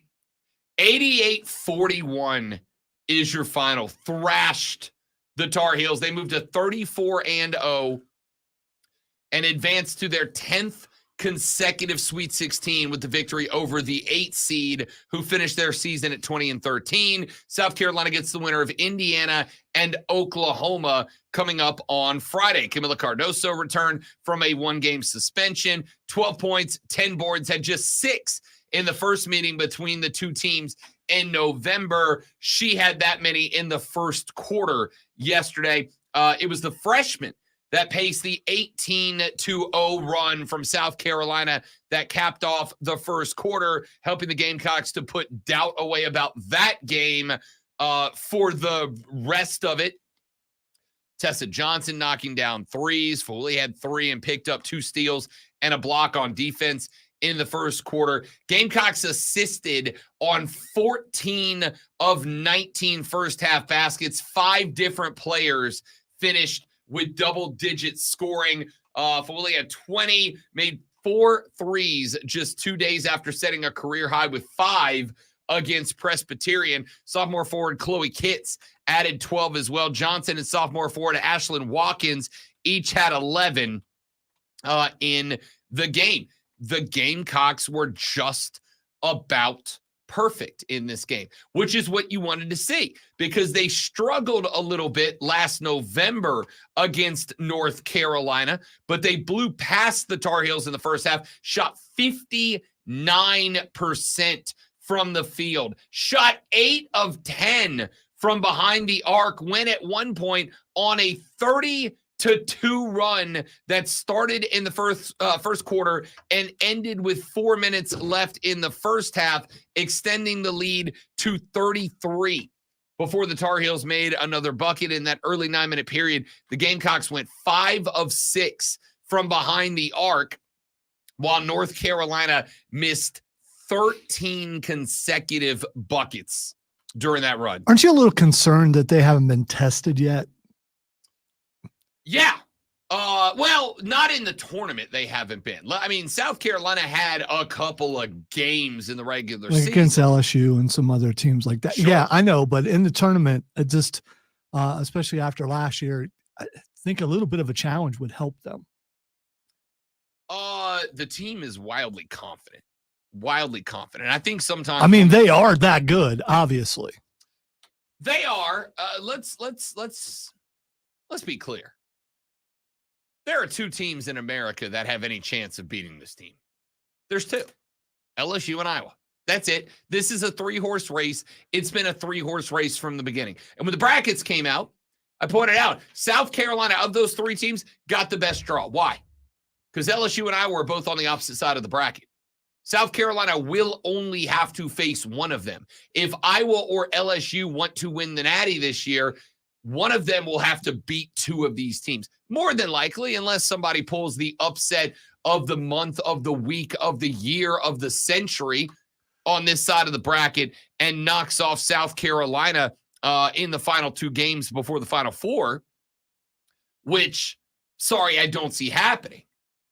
There's only 2 teams that can beat South Carolina. They are Iowa and LSU.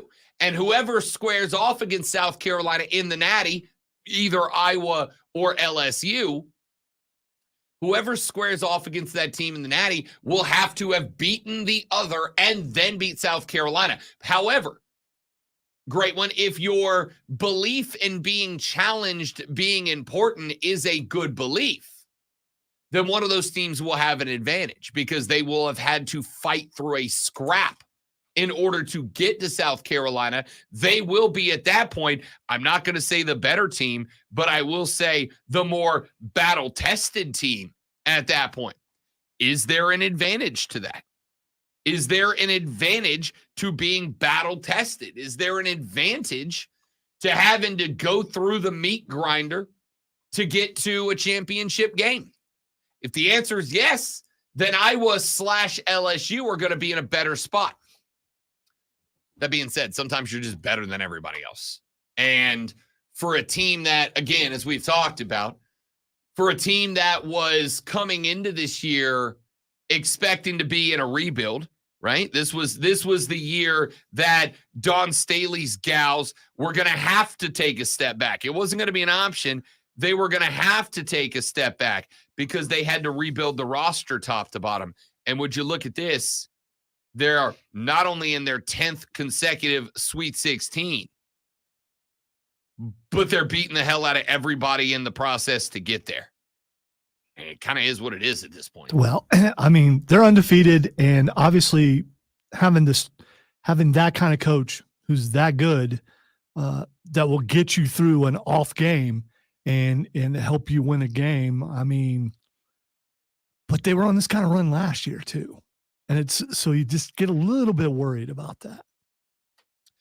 Again, it's fair because if you match up in the Natty against Caitlin Clark, which of course is what everybody wants, at least sports media everybody for sure, wants. Because I want it. I'm not even going to hold back. I want Caitlin Clark v. South Carolina. 1,000% I do. I want that only if South Carolina wins. But listen, as with all the other teams, I did like that her dad told her to shut up when she was complaining. That was great. If you haven't seen it yet, there are two things. Number one, there is a to me, very compelling write-up on Caitlin Clark on ESPN, like a super in-depth from a reporter who kind of followed her around for a couple of months, went to some different games, interviewed her family, interviewed teammates, interviewed coaches, whatever. It's compelling because I will acknowledge I'm a Caitlin Clark stan. All right. I'm a fan. I'm a huge fan. I love watching Caitlin Clark ball out. But at the same time, no one noticed that. I know. I do try to keep it a secret. I love some Caitlin Clark, but I will tell you that I don't know a lot about her background. And this write-up did a real good job of going into that, and it kind of unveils a little bit about where that competitiveness comes from, and part of it is from her dad. And so if you didn't see it, in Iowa's game this weekend, there was a moment where young Caitlin was kind of heated, kind of fired up, and she was chirping at the refs a little bit. And she turned at one point and was looking at the crowd in the middle of a tantrum, and the camera caught her dad.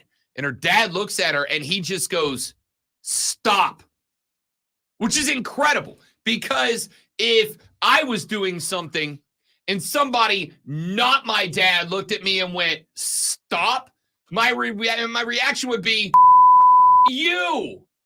Who the hell are you?" Right?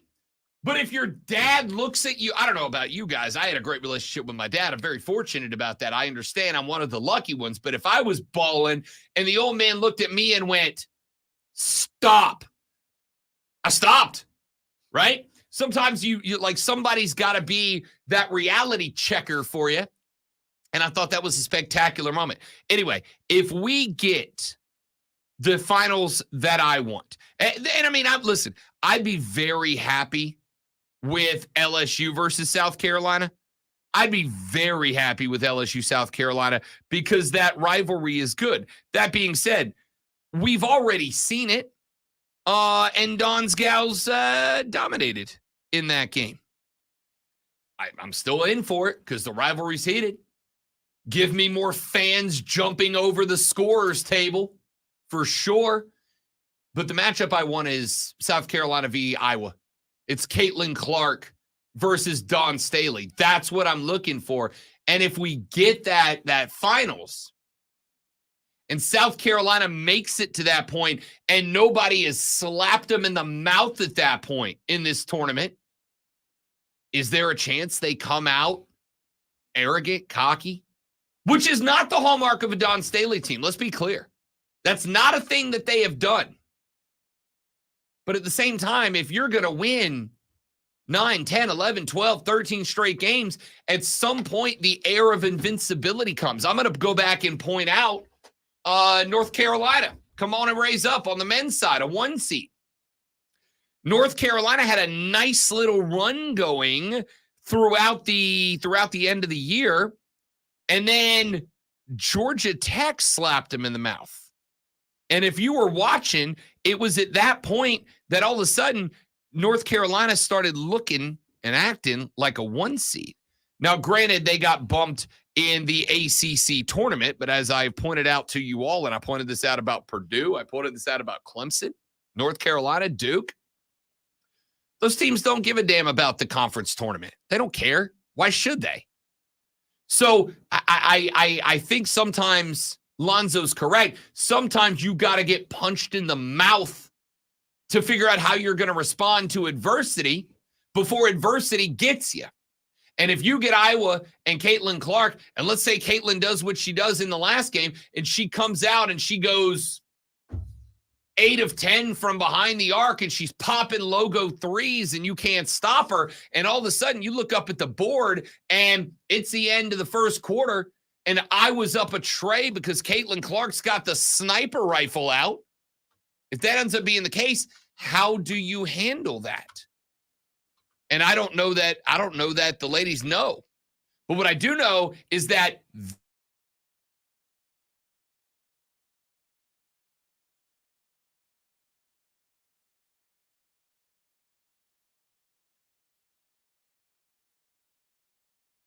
Friday in the Sweet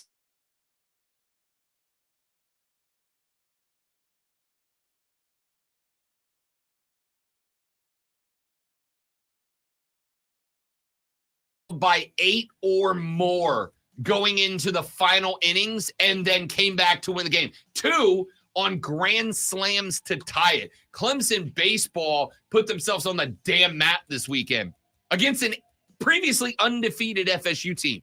We will talk about that. Texture said, should we say Brad is safe now? ACC repping 25% of the Sweet 16. That's from UNC Chris. Oh, we're talking about that. And you, Greg Sankey. Mr. I don't think IQ should go to mid-majors. Yeah, how's your conference doing? Back after this on the Rob Brown Show in the Fan Upstate.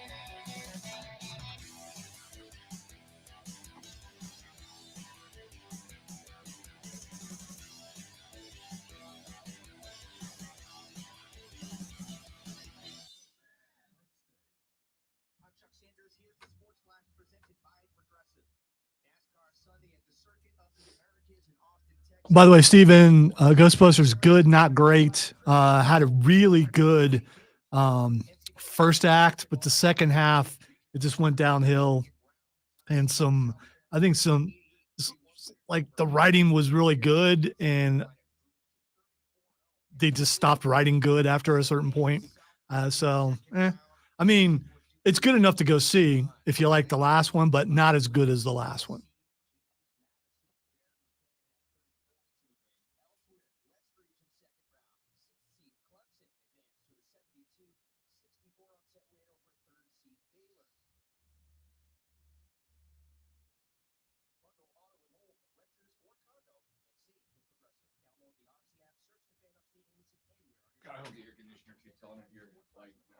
Excuse me, guys. I'll be right back.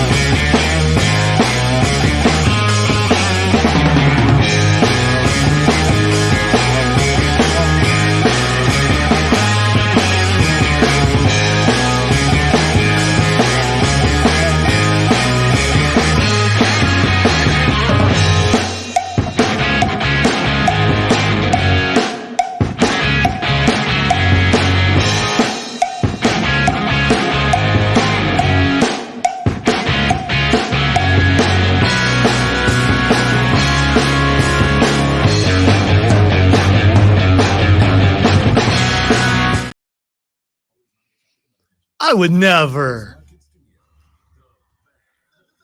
I think I know what I can get away with until I find out I can't. You can't. Yeah.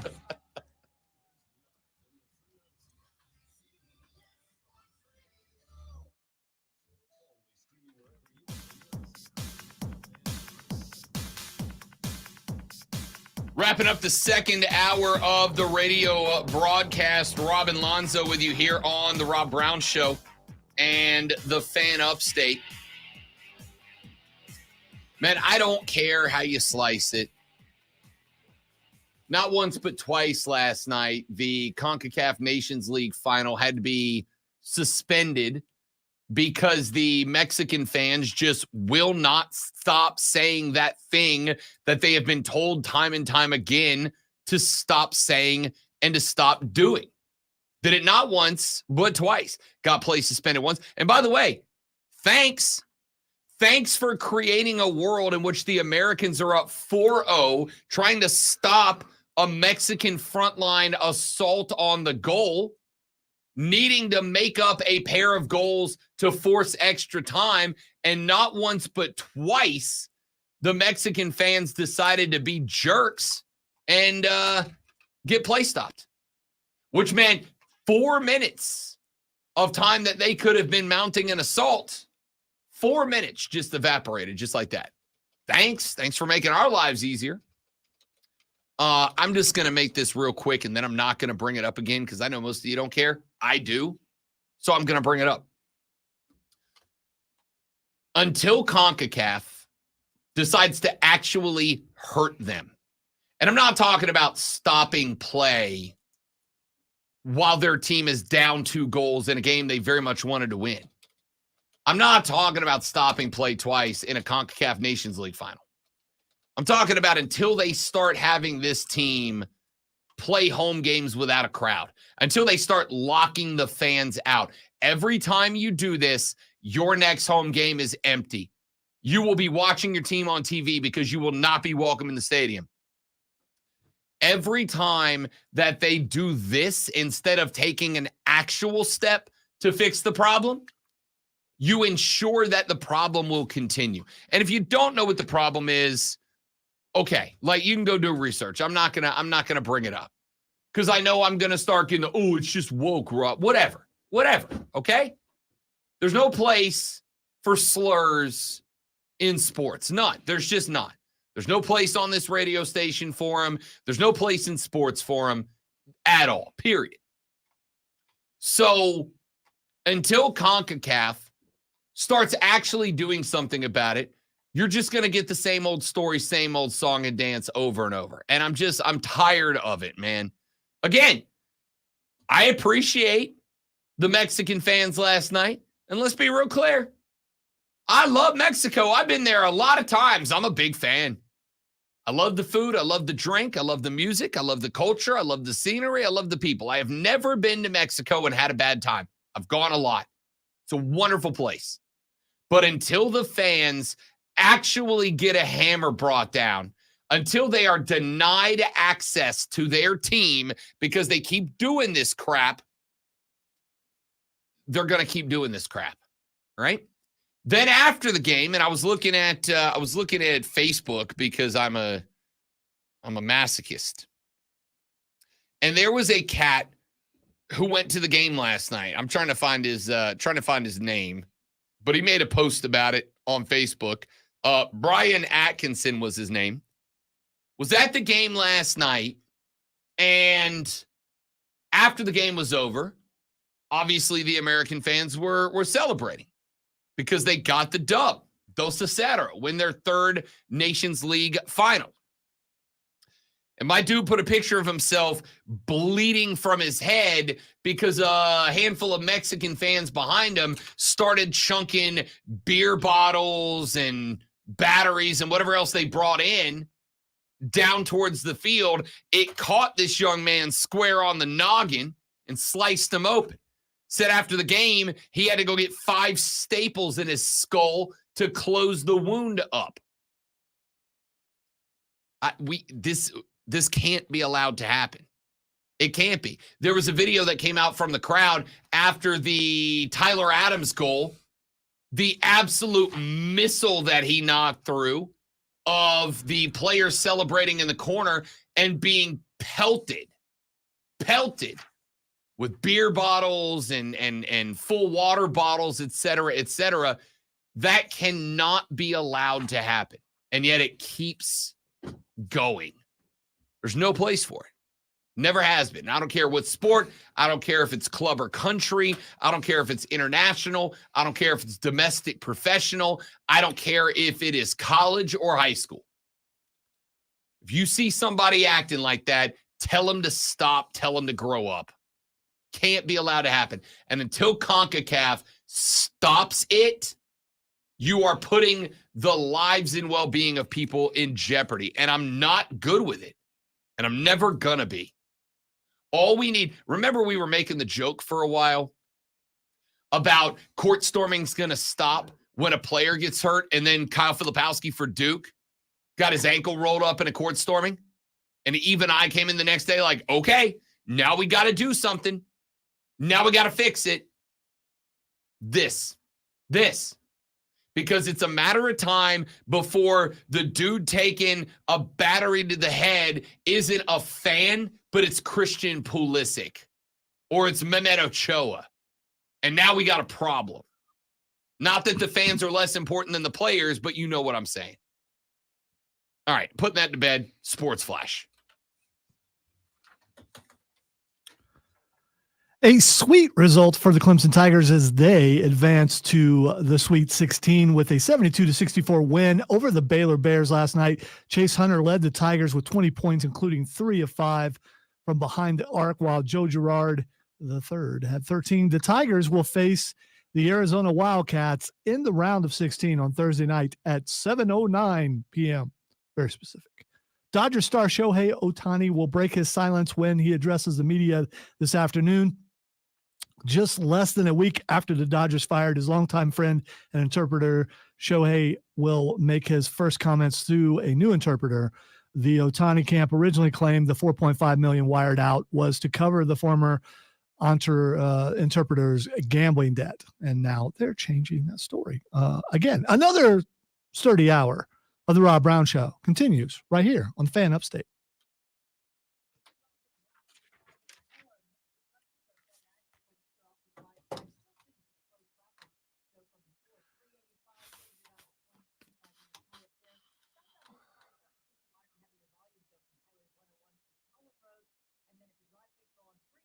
Or maybe anyone, Trey. I mean, you know, at least an international soccer game.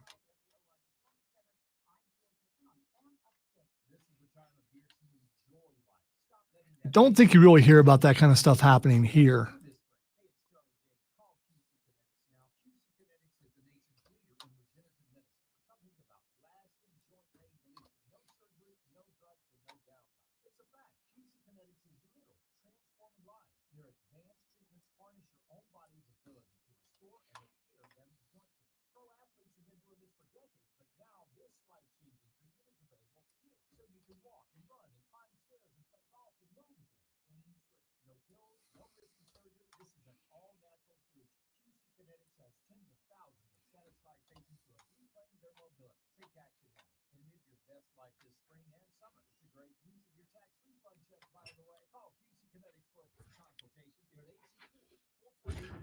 Interpreter and entrepreneur really look very similar. I'm just saying.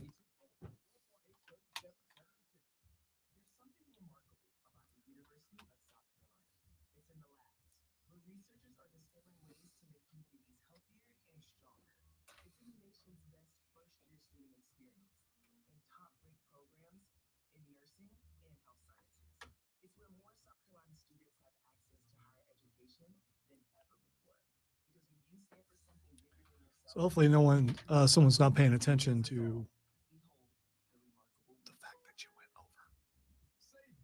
over. Oh. Yeah, I did.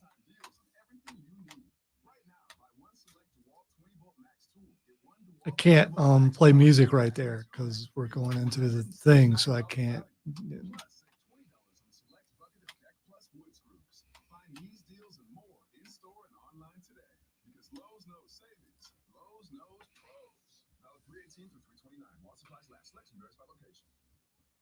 It's not going to be that much because I eliminated a promo, but John Blau at 8:40. Please don't let me forget.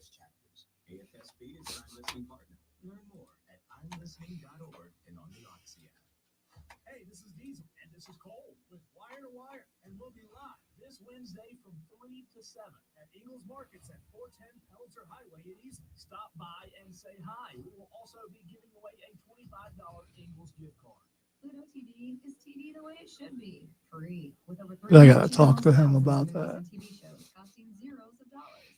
So if you want to watch shows Monotone like read. The Walking Dead, CSI, Star Trek, or The Price is Right, well, The Price is Right. It's free. Hit movies like Braveheart, Sonic the Hedgehog, Anchorman, The Legend of Ron Burgundy, or Mean Girls won't cost you a thing because everything is free. All you have to do is download the app, which, by the way, is also free. Pluto TV. Stream now, pay never. Save big during MVP's bonus days at Lowe's with limited time deals on everything you need. Right now, buy one select DeWalt 20-volt max tool. Get one DeWalt 20-volt max power stack battery 2-pack free, a $179 value. Plus, save $20 on a select bucket of Deck Plus wood screws. Find these deals and more in-store and online today. Because Lowe's knows savings. Lowe's knows pros. Valid 3/18 through 3/29. While supplies last. Selection varies by location. WORD Smuckner. WFPC HD3 the official sports voice of the Upstate family. Live from the Philadelphia. On official Ron Brown lockdown. Yeah. Manufactured locally for the Carolinas.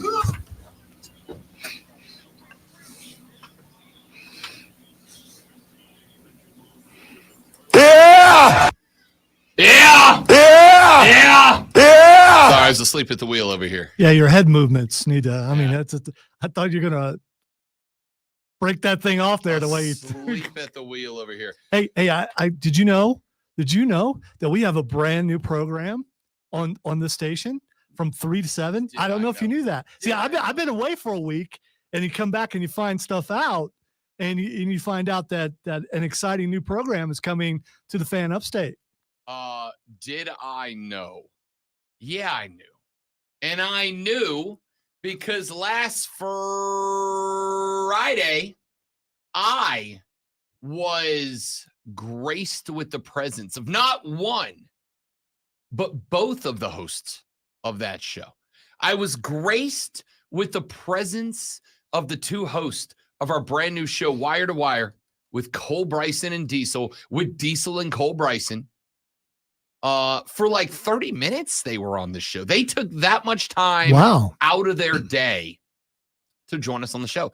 Wire to Wire with Diesel and Cole Bryson starts today at 3 p.m. The very first episode of the show.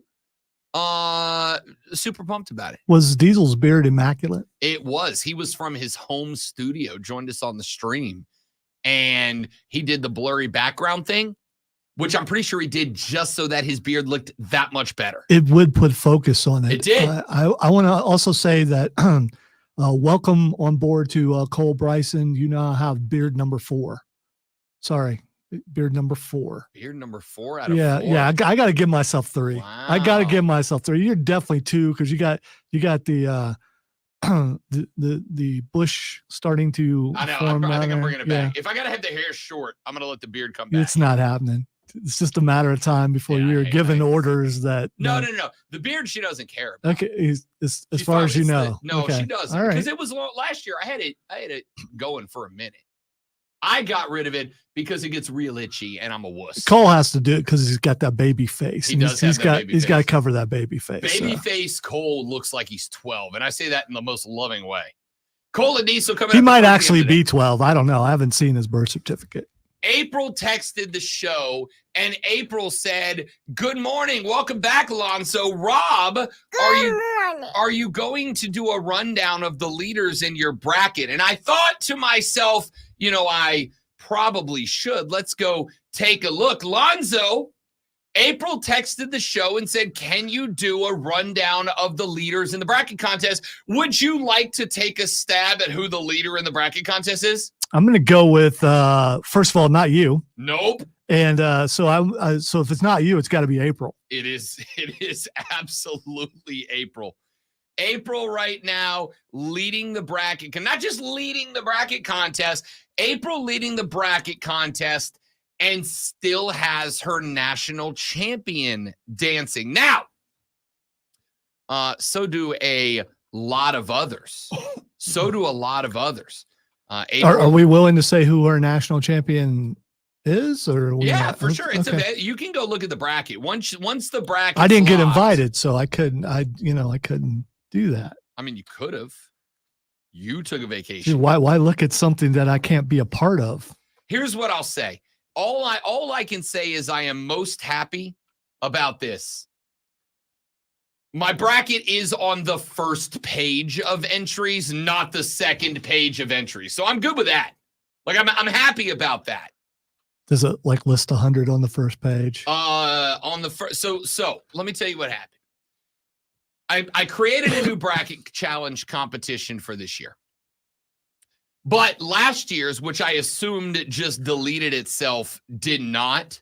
So a lot of people are still active in the other brackets. So between our two bracket pages, we have like right at 100 brackets between the two. So about 100 brackets in the competition between the two bracket challenges. I am right now checked in at 43rd.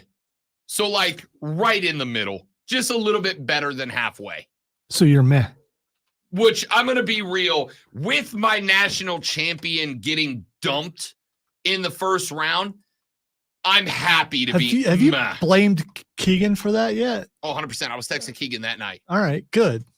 I was like, hey, Keegan, you, your team, your coach, your conference, your commissioner, just everybody. I was not happy. I felt real good about my Auburn pick, and they get bounced by a couple of dorks from Yale. You're going to be kidding me. Me and Charles Barkley have been taking immense amounts of from our friends over the past couple of days. Did you see my dog, Kenny the Jet? So a portion of the Inside the NBA on TNT crew, which is the best studio sports show in the game right now, does Inside March Madness. Ernie, Kenny, Chuck being the three from that show that cross over. Hey, really quick. I did you see how they're going to do the Olympics? Who's starting off the Olympics? You didn't see it. No. They're going to do it like Red Zone. All in. And he's doing it. Chuck is? No. Ernie? Red Zone guy. Oh! Whose name just suddenly is Scott? Yeah. Scott Hansen. Yeah. Scott Hansen and Andrew Siciliano is going to do that. All in. Yes. That's going to be incredible. Yeah. Can't wait. Sorry, I didn't know if you addressed that last week. We need to come back week. to that. I'm glad you brought that up. We got to come back to that. I did not see that. So, Kenny, noted North Carolina dude, and Chuck, noted Auburn dude, were getting into it a little bit in the first round. Kenny was like, I'm all in. I'm a Yale guy now. Yale guy now. Well, Yale knocked off Auburn, crushing Chuck Barkley's hopes and dreams. And Kenny was all about it. So Yale sent Kenny a whole gift pack. Sent him hats, sent him a scarf, sent him balloons, sent him basketballs, sent him a Yale Bulldogs bobblehead. And last night, when they went live on the air and the camera panned over to Chuck and Kenny, Kenny's station looked like the damn Yale bookstore. Like everything Yale could decorate a desk with was on Kenny the Jet's desk. It was incredible. So me and Chuck commiserating in the loss of our national champs. The good news is I looked down the list is there are a lot. So there's a bunch of Auburn guys. There's a couple of picks of Kentucky. I'm never going to live this down. My better half went full homer and selected South Carolina to win the Natty. And yet, despite her team getting bounced in the first round, then mine did too, and we are tied after 2 rounds of bracketology. I was going to say, I thought you were going to say she was doing better than you. Now, the good news. Who has the better opportunity to win out in your household, though? I do because I am because missing, you know ball, or because no, because okay. I am missing out of the Elite 8. The only team I have missed is Auburn. I have 7 of my Elite 8. I still have, of my Final 4, 3. I can still have 3 of the Final 4, and my national championship runner-up is still dancing. So I have a problem in that my national champion's out. And if you correctly predict the national championship, that's a 64-point prediction. So our leader in our poll, who did she pick to? April, who is currently leading our poll, selected Iowa State, which is a real good pick. I'm going to tell you right now, Iowa State is my favorite sleeper still dancing. And it's ridiculous they're a sleeper as a 2 seed. But I'm going to tell you this.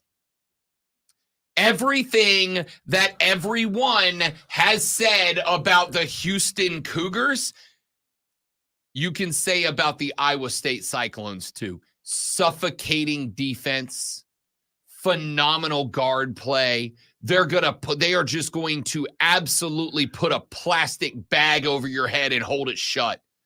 You are not going to get easy runs to the basket against the Cyclones. I actually really like that pick. She's got Iowa State over North Carolina on one side, Houston falling to Creighton on the other, and the Cyclones knocking off the Jays in the Natty. April has all of her Elite 8 still alive, so obvious all of her Final 4. Of her Sweet 16, she has the entire Sweet 16 correct on the bottom half of the bracket, and in the top of the bracket, she missed 1. She missed Auburn as well. But in the Sweet 16, or in the Elite 8, she has all 8 teams still alive. So she's in a real good spot right now. She is 3 points ahead of Brandon Chandler. Brandon Chandler is 3 points back.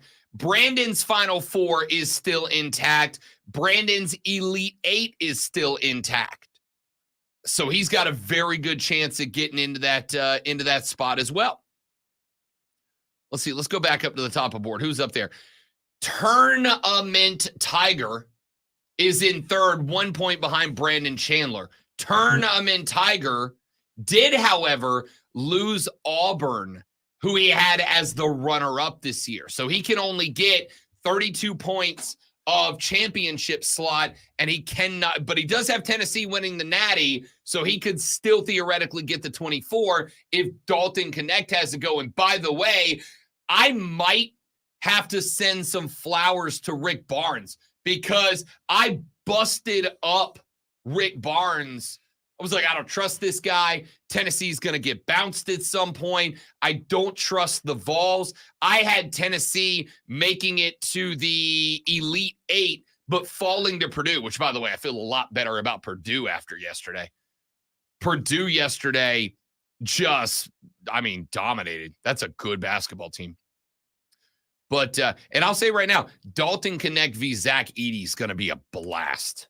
Going to be a blast because I think Tennessee and Purdue are most certainly both going to the Elite 8. That's going to be fun. Kelly with 50 points is in fourth. Mike Dover and Harper Thomas and Chief Spires tied at 49. Brian Collins at 48.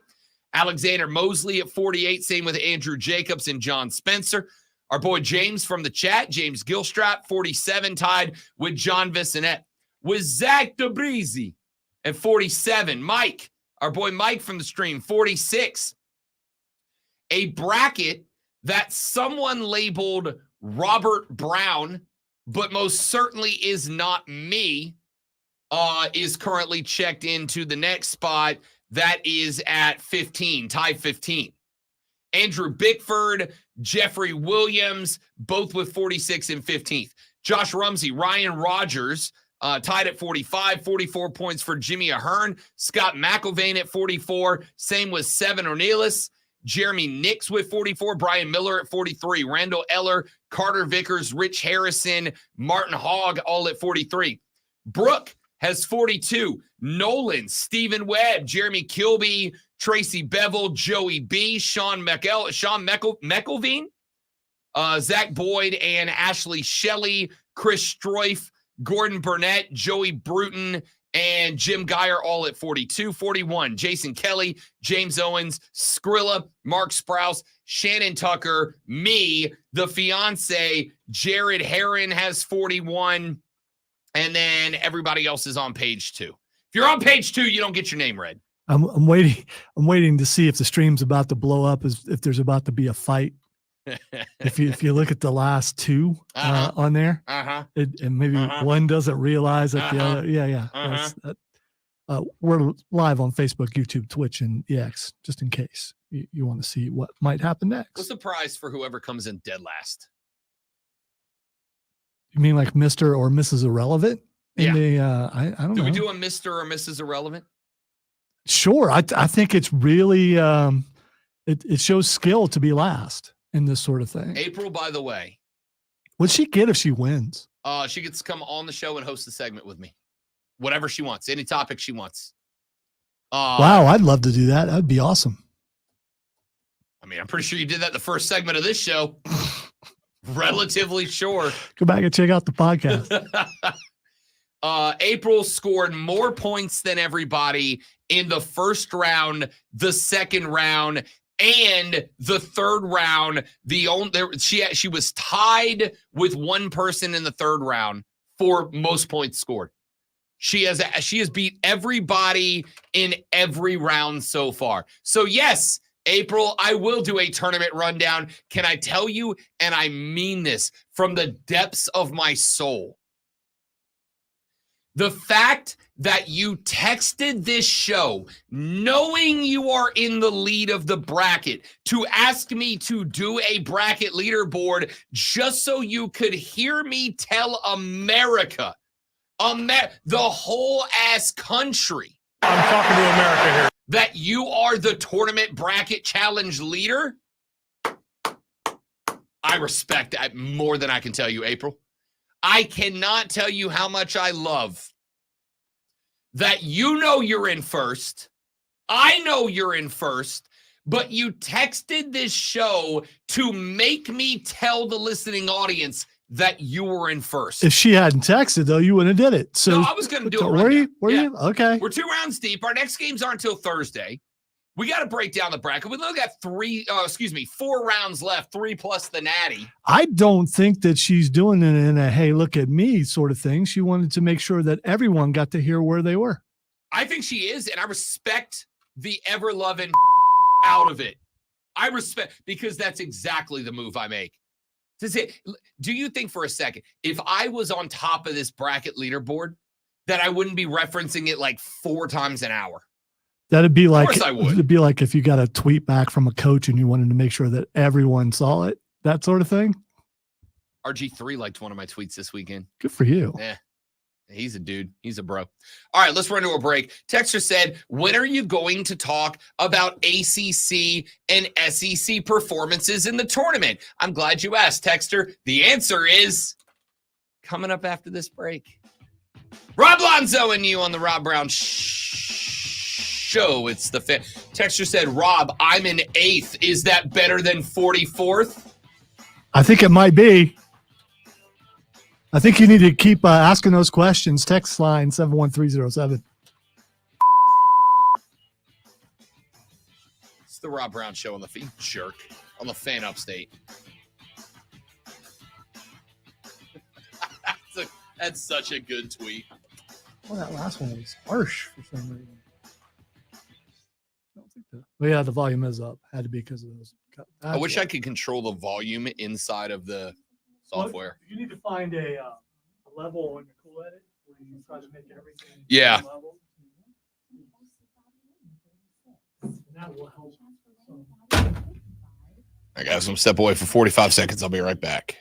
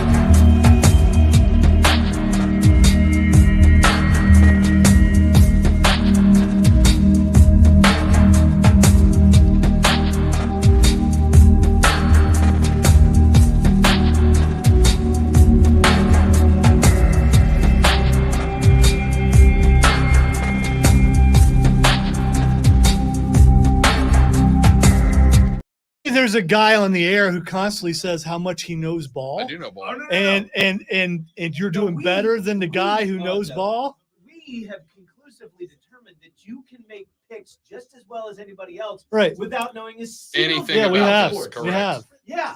Prove that all the time. Yes. However, I thought it was, and again, I understand the personal dynamics here. Yeah. I'm talking about just the numbers. Like when do you stop getting to be able to brag about your position? Because it seems like it's I'd say inside the top 10 you absolutely get to. What number were you again? Well, there's 100 brackets. So you're in the top 10. What number were you again? 43? 44th. 44. So 43 you can still brag. Cuz 43. yeah, you can still brag if you're 43 cuz you're better than knower of ball over there. So I mean, that's right. I am going to say this. I made a lot of money gambling this weekend, so I got that going for me, which is nice. Yeah. So did you pick different things while doing that, or does? Oh, I bet entirely against my bracket, and I was like, "Listen, my bracket's getting hammered into the." You should dirt, do that, Andrew, and everyone right? should do that. I'm getting hammered in the dirt. So if my bracket is going to get its ass kicked, I'm just going to bet Right, Oppo at the least- bracket, yeah. and I've At made least so make some much money money. betting against me. Sure. There you go. There you go. Thanks.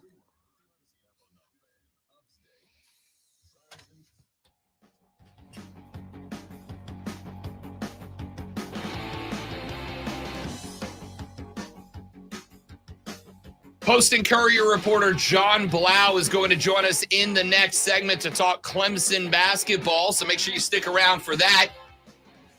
Captain America Chris Evans down the hall, Christopher, just walked in. He said, at what point are you too low to brag about your bracket positioning? And Lonzo's response was, Rob, what position are you in? 44th? 43rd is the last position you get to brag about it. I accept. Listen, as Christopher pointed out, and I had to get talked off a ledge about this. Yesterday, I completed my 21st consecutive day of having a show. Sat in on 5-Star Weekend with Pat Boyle from WFAN New York and Hayden Ass Mario. And we were talking about our brackets. I said my bracket is trash. It's garbage. All right. But Pat Boyle, is that the guy who I said had an accent and Carlos said he did not, and then Yes. they made fun of me? Yes. Even though he definitely has an Yes, it accent. is. I will say this. You're both right and you're both wrong. In his regular speaking voice, no accent. But when he got fired up, he got real mad about a take that I had, and that New Yorker came out a little bit. Anyway, I was like, my bracket's trash. And Pat said the same thing that Chris said just a minute ago, which is it has been established that knowing ball is irrelevant when it comes to filling out a bracket. It can help. It can help. But it's kind of irrelevant. Like, it's not a crapshoot, right? You can't just pick any team and have a shot. But there's a lot of matchups like Gonzaga-Creighton where I think you can be the ball-knowingest guy in the world, and it wouldn't matter because the game's the game, and that's why we play it. It's very similar to gambling. I am a good handicapper. I'm a good gambler. I win more than I lose. I am on the BetQL network over the past 2 weeks, one of the best on-record pickers on the BetQL network right now. You know what my percentage picks are? 61% over the past 2 weeks. Like slightly better than half. And that's great because you can know the ball all you want. But at the end of the day, it's a crapshoot. That being said, April, Andrew, who hit me with a couple of texts, April to make sure that I tell the world she's in first, and Andrew with the, I think 8th beats 44th, right, Rob? Lol. I respect it. I do. It is very much a good combination of knowing ball and also getting pretty damn lucky. All right? Or unlucky. Or Auburn, if you want to go about it in that direction. All right. So let's take a look at the bracket because you will remember a couple of weeks ago when we were talking about expanding the bracket, Commissioner of the Southeastern Conference, Greg Sankey, basically said, I'm on board with it, but I think the expansion should only be for the major conferences. And there were other voices who agreed with him, but Greg Sankey's the commissioner of a major conference, so he is going to draw the target. Greg Sankey said, in favor of expanding the tournament, but the expanded tournament, those new slots, should be reserved for the major conferences. If I recall correctly, NC State head coach Kevin Keaton was in the same boat. He was like, look, we're about to take the ACC to 17 teams. It's hard to win in this league. And if you're just looking records and metrics, we can kind of get pushed down the list a little bit. Well, two things have happened that's very interesting. As far as Greg Sankey goes, he was like, oh, we're the SEC. It just means more, and therefore we just deserve more. Let's take a look at the first and second round, shall we? Because Auburn, the SEC champs, were in this bracket. Hey, anybody want to tell me what happened to Auburn? I can tell you they lost to freaking Yale in the first round. That was my national championship pick. You know why it was my national championship pick? It was my national championship pick because they won the SEC. And because I, as ball-knowing as I am, once again fell for the SEC's bull. Again. Inconceivable! Every year. Look at me. We're the basketball conference now. Every year. Hey, ACC, it's our crown now. Every year. Poof. Every year. And every year I fall for it. And every year I go, pretty good conference. Pretty good conference. They look real good. Nope. They look real good. Nope. They're beating everybody. Nope. Look real good. Nope. Auburn falls to Yale in the opening round. Kentucky got beat by Oakland. Girl. Just so we're clear, that's Oakland, Michigan. What? Michigan. Not Oakland, California, in the midst of all that basketball tournament. That's Oakland, Michigan. Some guy named Mark's probably a really big fan of them now. Oakland, Michigan knocks off Kentucky. That's a bad look. Florida, in a hell of a basketball game, Florida gets knocked out by Kentucky. South Carolina gets knocked out by Oregon.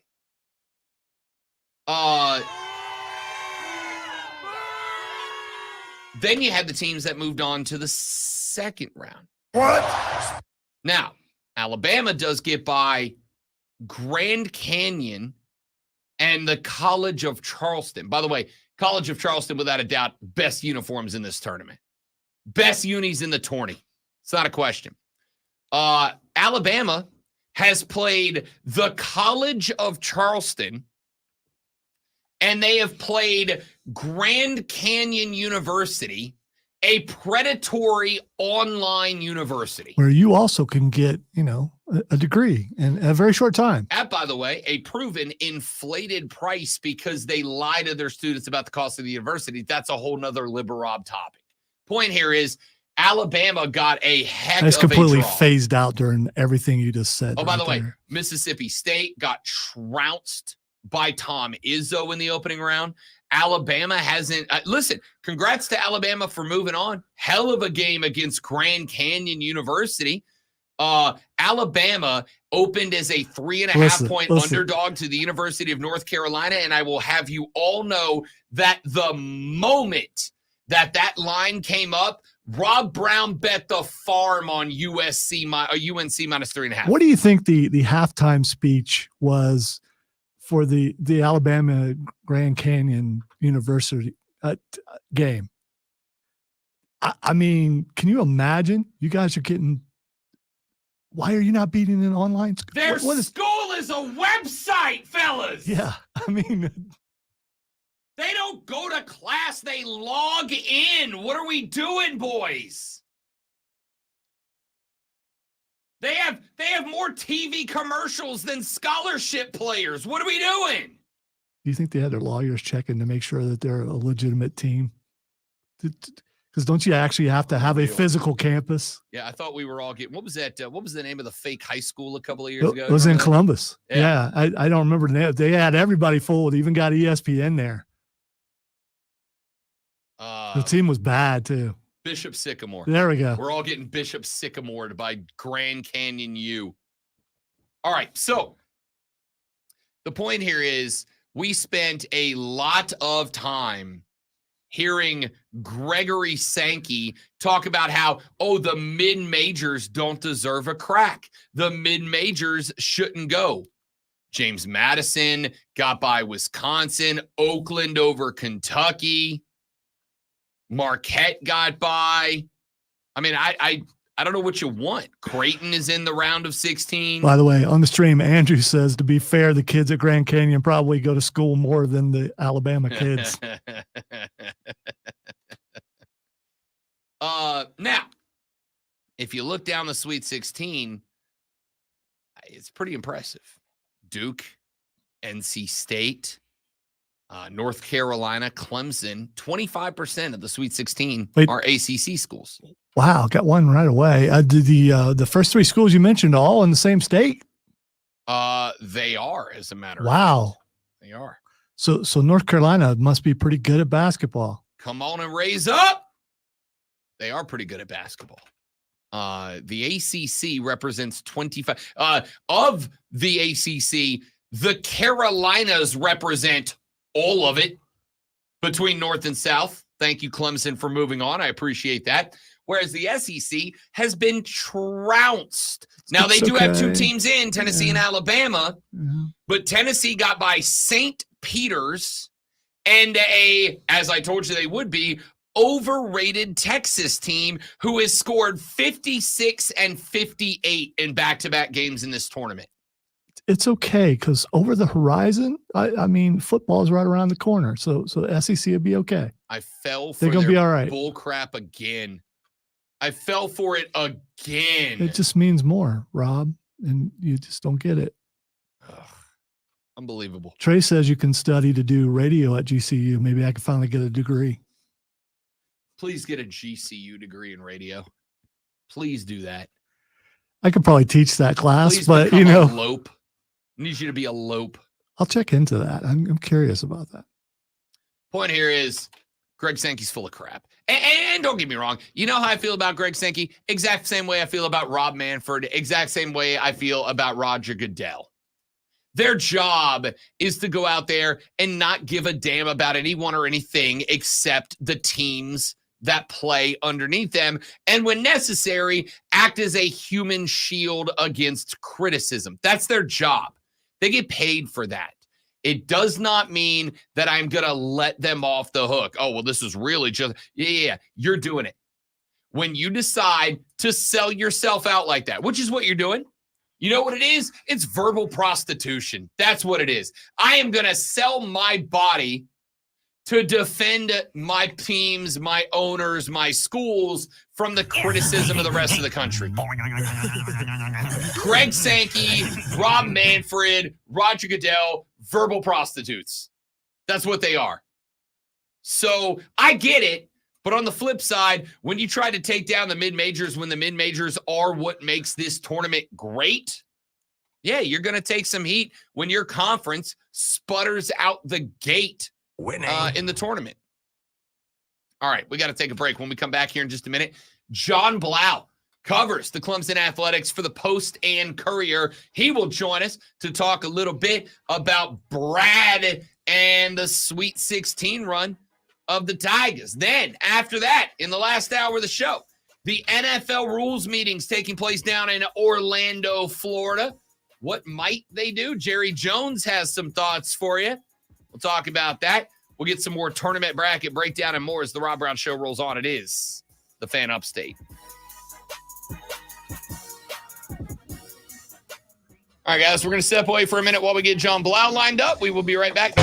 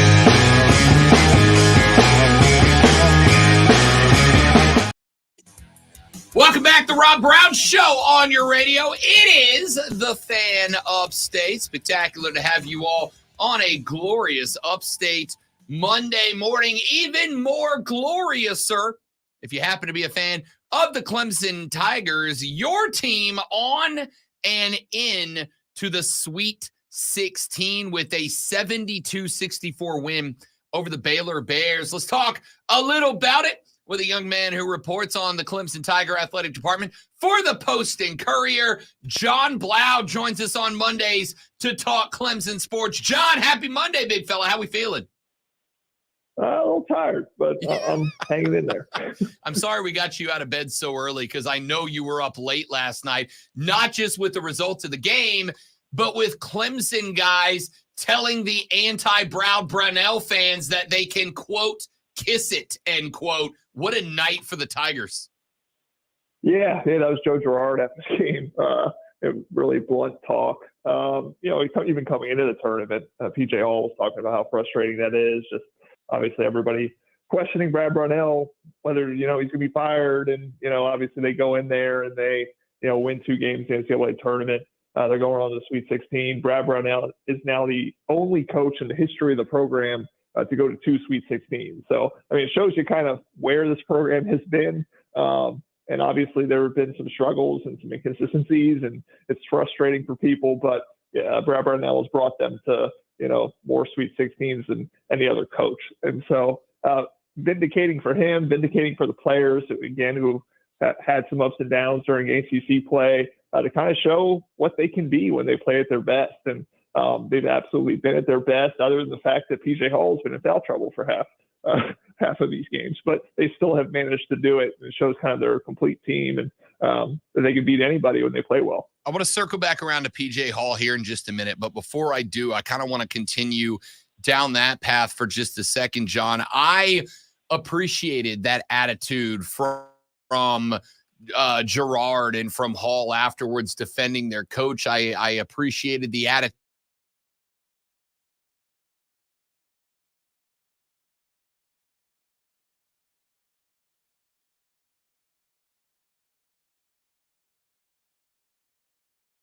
National championship tournament.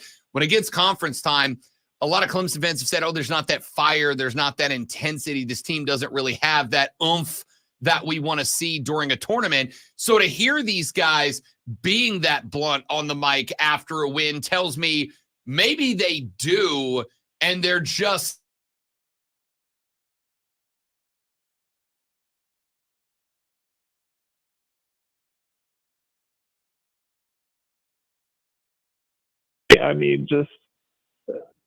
they've come out and absolutely, I guess I would go back to the fact that, Brad Brownell talked about that 21-point loss to Boston College. That it was actually probably good for them, and that it kind of woke them up. It kind of helped him get their attention and really come into this tournament really focused, ready to go. They were obviously very embarrassed by how they played in that game, and it's still kind of inexplicable. I don't know if Brad Brownell can give you an explanation or the players can give you an explanation. And again, I understand that's why fans get a little upset, in terms of the program, where it's going when you have games like that.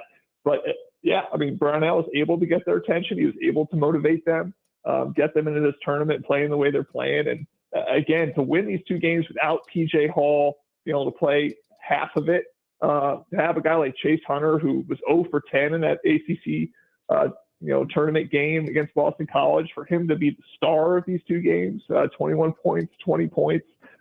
He's been absolutely sensational and absolutely very confident in terms of how he's attacking the basket. His shot making has been incredible. They definitely came into this tournament with a fire, with a little bit of a chip on their shoulder, and they've executed. So, and pretty much, again, like Joe Girard said, kiss it, shut a lot of people up. After that Boston College exit from the ACC tournament, there was a spot where I don't know who it was that asked the question, but somebody asked Brad about, kind of driving this team and bringing a fire to this team. And Brad was like, we don't really have that. Like, I don't know if these guys can take that and that type of leadership. That's not really who this team is comprised of. And it kind of, to me, sounded a little bit like Rick Pitino a couple of weeks ago when St. John's took an L and he ripped his players. He's like, oh, they're slow, they're soft, they're weak, they're not fast, they're not physical, and also the gym sucks and the weightlifting facility sucks, and we got to fight through all that. And then St. John's went on a tear. And in fact, most people consider them maybe the biggest snub of this tournament. Do you think that was kind of like a motivating factor from Brad Brownell? Like that was a way to get this team's attention when they needed to get on the same page a week out from the tournament? Yeah, I don't know. I mean, that's an interesting theory there. When I heard that question and when I heard that response, it just felt like Brad just being a very honest person in terms of just there are players you can motivate in certain ways and some players you can't. And he just feels like this is a collection. I think what he's saying is more a collection of players that when you get too hard on them, when you really bear down on them, sometimes they just don't respond very well.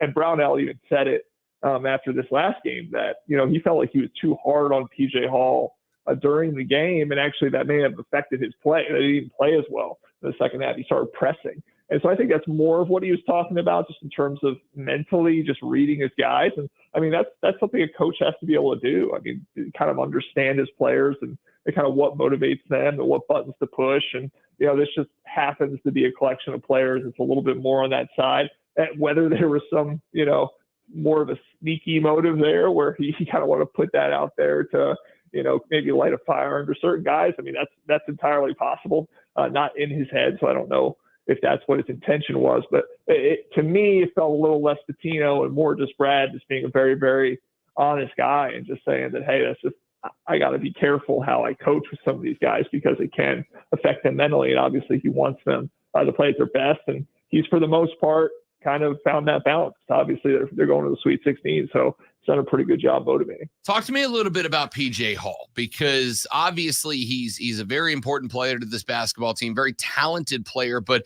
I look across the stat line for PJ Hall from last night, 4 of 11 from the floor, 0 of 1 from deep, ended up with just 3 rebounds, 1 assist, no steals, 1 block. That block was critical. It came at the most important time it possibly could have. The stat line with 11 points on top looks kind of pedestrian from an outsider standpoint, John, when PJ has this kind of stat line, but is still talked about as critically important to this team. Can you tell me why?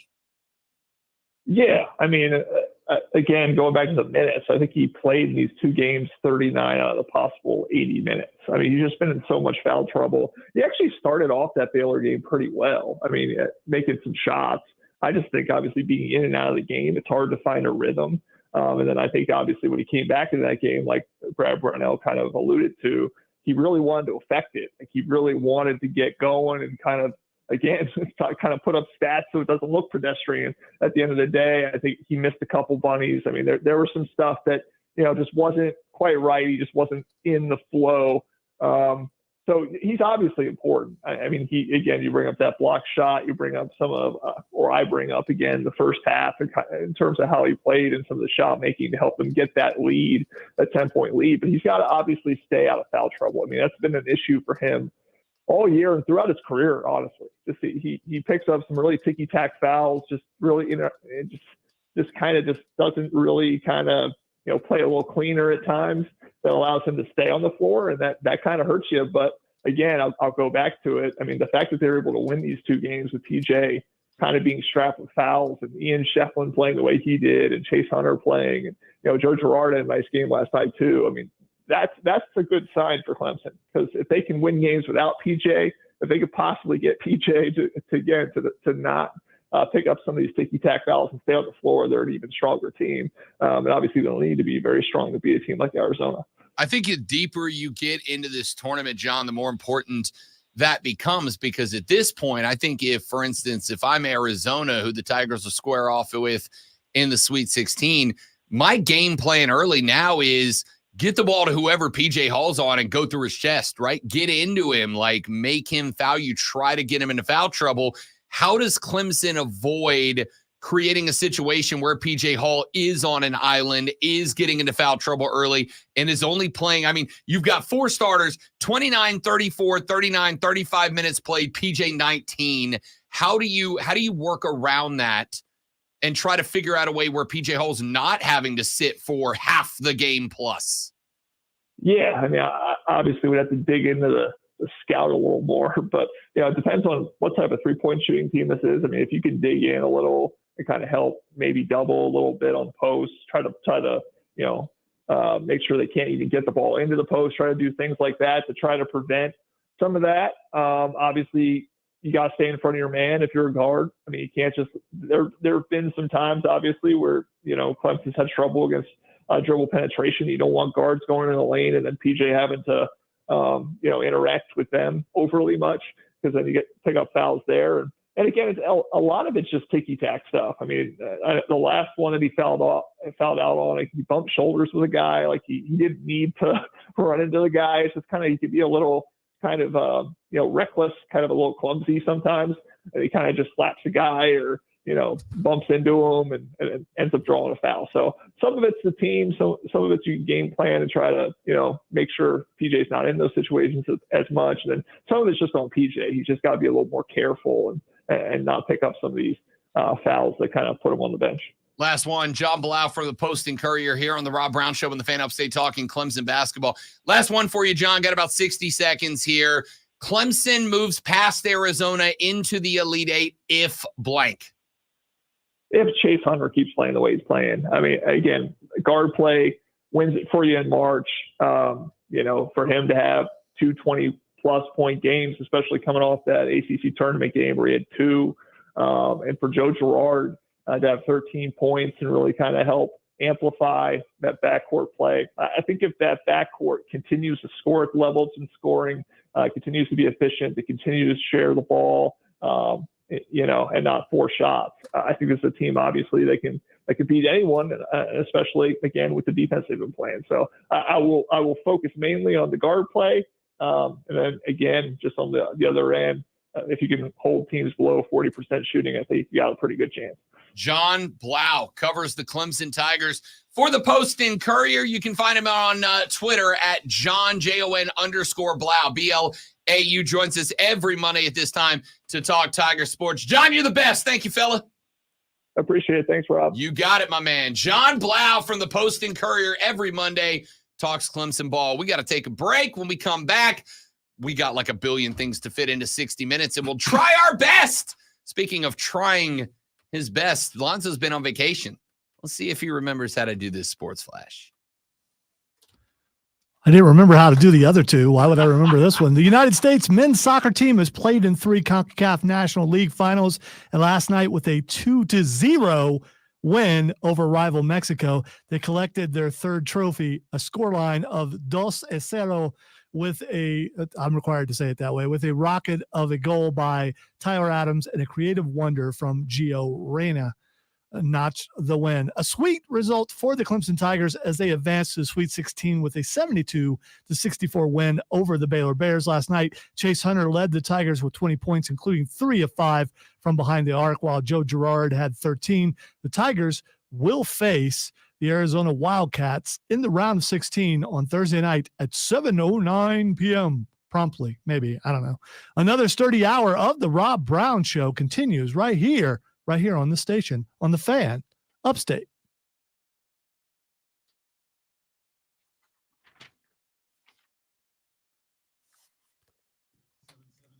Let's move that.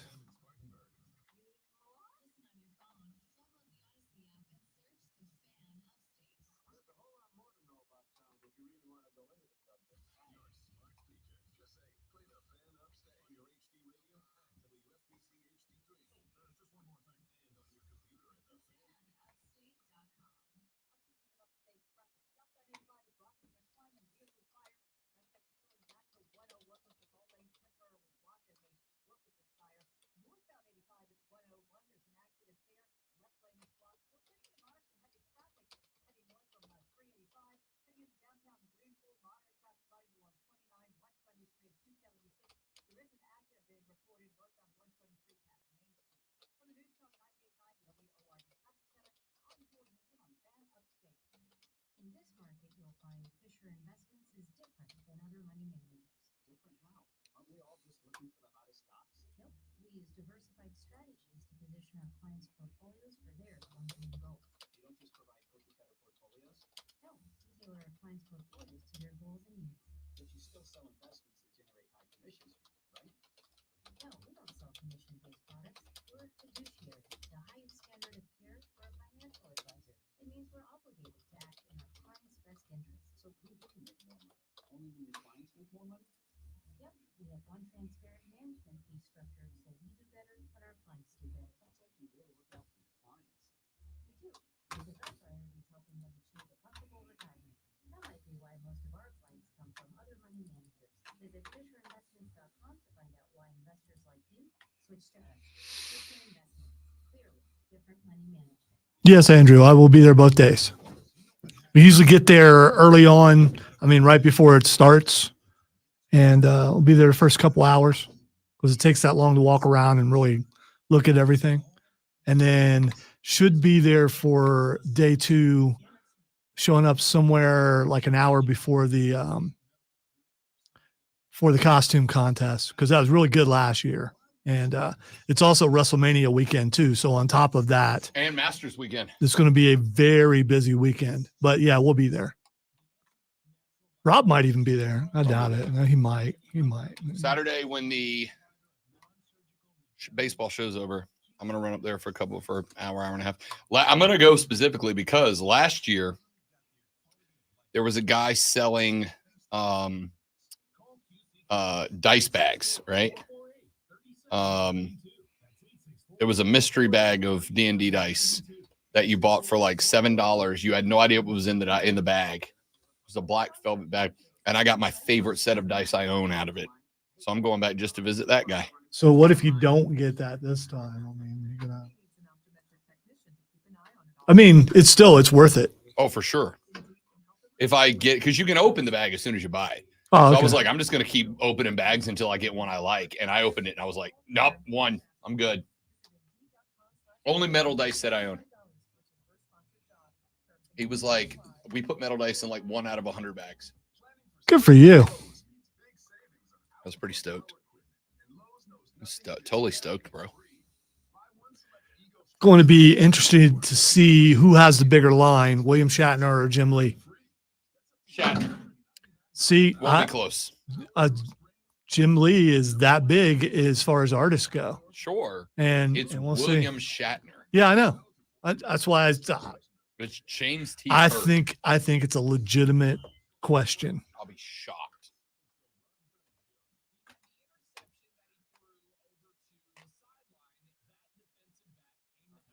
Welcome back. How's it going? Well, sorry. It's not great. So is it an internet problem or is it, Did I break it? Did I break the internet? some problems getting the TV going this morning too, flipping back and forth. And it said something about internet. So.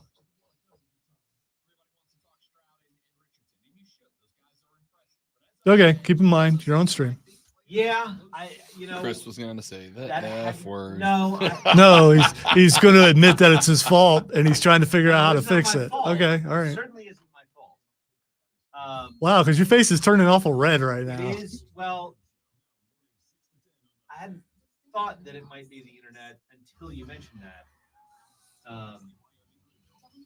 But I've had a couple other internet issues that seem just like one-offs, but if they're all related, then I've got some other work to do. So let me see what I can do. Okay. Bye. Good luck to you. You said Yeah, I don't need like more when you than did. No, engineering should never say good luck. me. All right, I can handle that one. As long as you don't do anything that makes it where I can't do my job.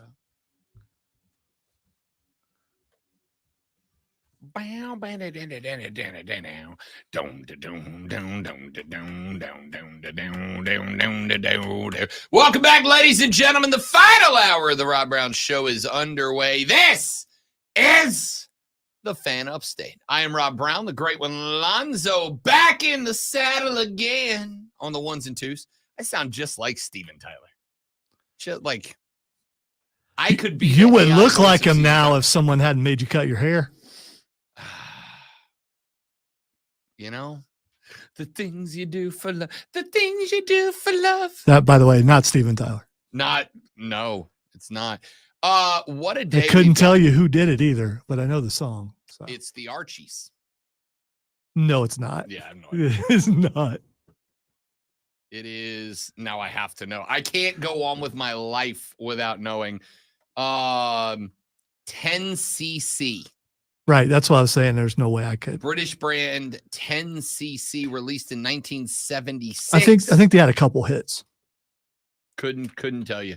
I don't know that I couldn't have told you they sing that song. So I Well, there damn you sure go. can't tell you what else it is. I mean, that they was do. obscure for you as far as I think that's a new one out of how many years we've been working together for or something like wrong. that. Yeah. You're not wrong. I knew the lyric, but it's just coming from you. I was surprised. They had 34 singles, and now I have again. I hate my brain sometimes because Oh no, when we I have the need- same kind of brain, and so does Chris, and so do I don't know if it's a radio brain or if it's like a pop culture nerd brain or what. But now that we have access to everything, why not use that access? Having immediate knowledge, immediate access to the entirety of mankind's knowledge dating back to Neanderthal, man. Yeah, we don't have to go to the library down in the basement and get microfiche out. I got a supercomputer. If you don't know what microfiche are, look it up. I don't. They're like negatives, except you got to put it in this viewer and you got to turn. You've never seen. Yeah, I am a little bit I older. think you're dating yourself a little bit Well, right now. duh, like I don't ever do that. Microfiche is a statistical software application that fisheries professionals use to generate population estimates and length weight metrics of species of fish. I don't think that's what you're No, talking that's not. You probably Oh, spelled here it is. National Library of Australia has it covered for us here.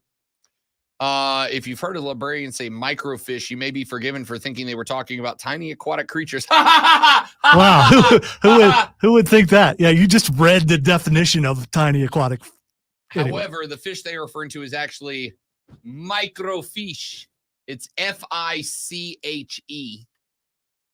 Like quiche, but with fish. The Oxford Dictionary defines microfiche as a flat piece of film, usually the size of a standard index card, containing micro photographs of a page of a book, periodical, or catalog. And then I guess you stick it into this weird little 1970s machine. Yeah, it's like it's like the what were those viewer things? Yeah, it's like those, except it's a bigger one. Yeah. Okay. I learned something today that's completely irrelevant to my life. As someone who had to do 10-page term papers in 10th grade, microfiche before the internet was your friend. The 10cc also wrote a song called "I'm Not in Love," which was a 1995 I'm not in love, single. so don't forget it. I know that song. Yes, that's them. Yes, and I was a little pitchy, but I was right. He recognized it. So yeah, another one that went popular in 1980 called 125. Do you know that one? Probably not. I feel like we need to look that up during the break. All right, we got to talk sports. Andrew said, all the knowledge in the world and none of the wisdom to use it.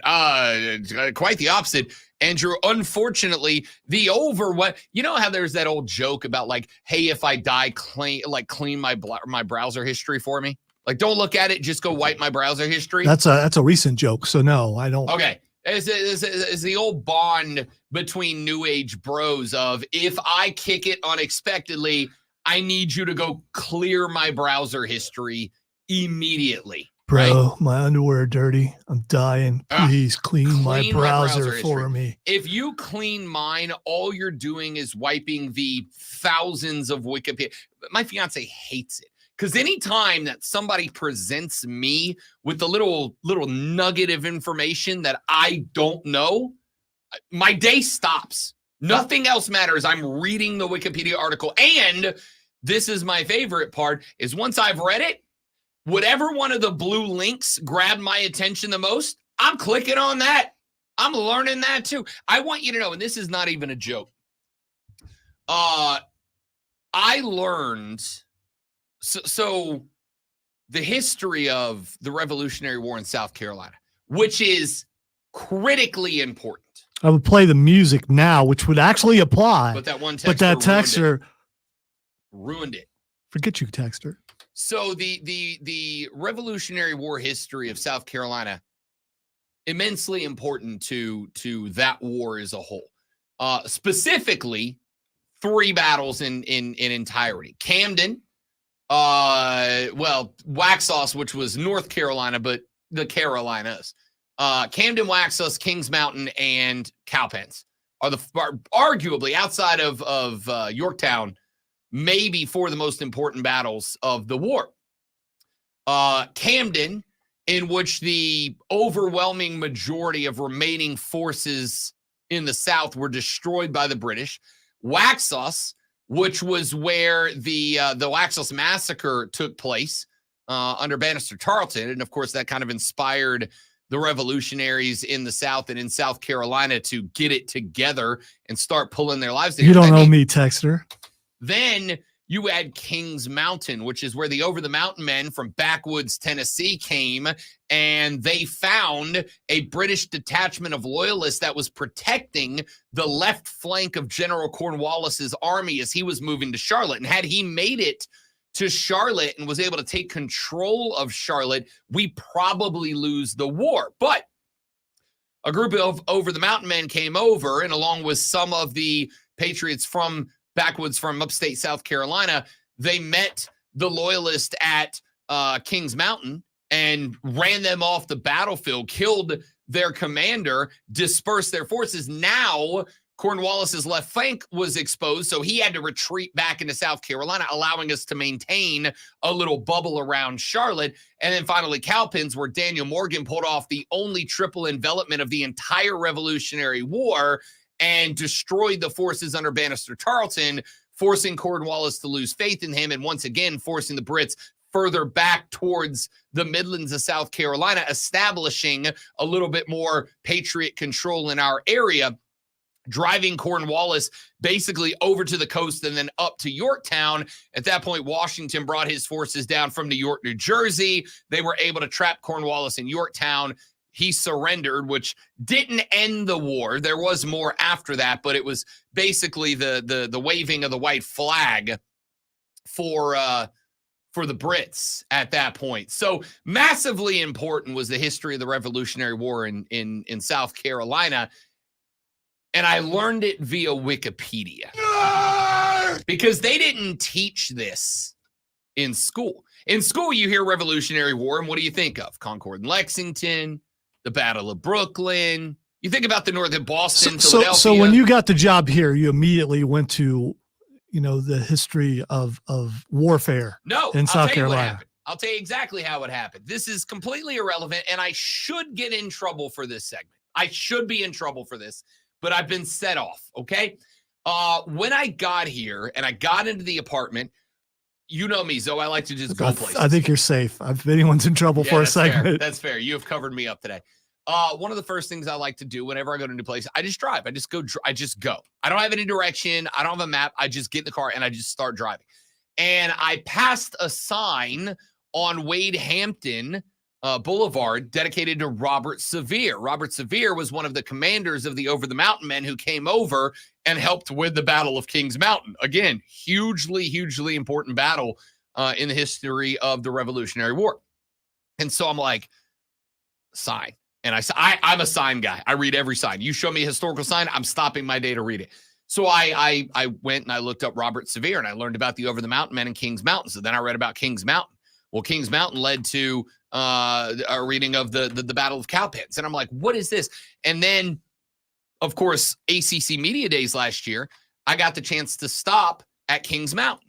Year before that, I stopped at Cowpens.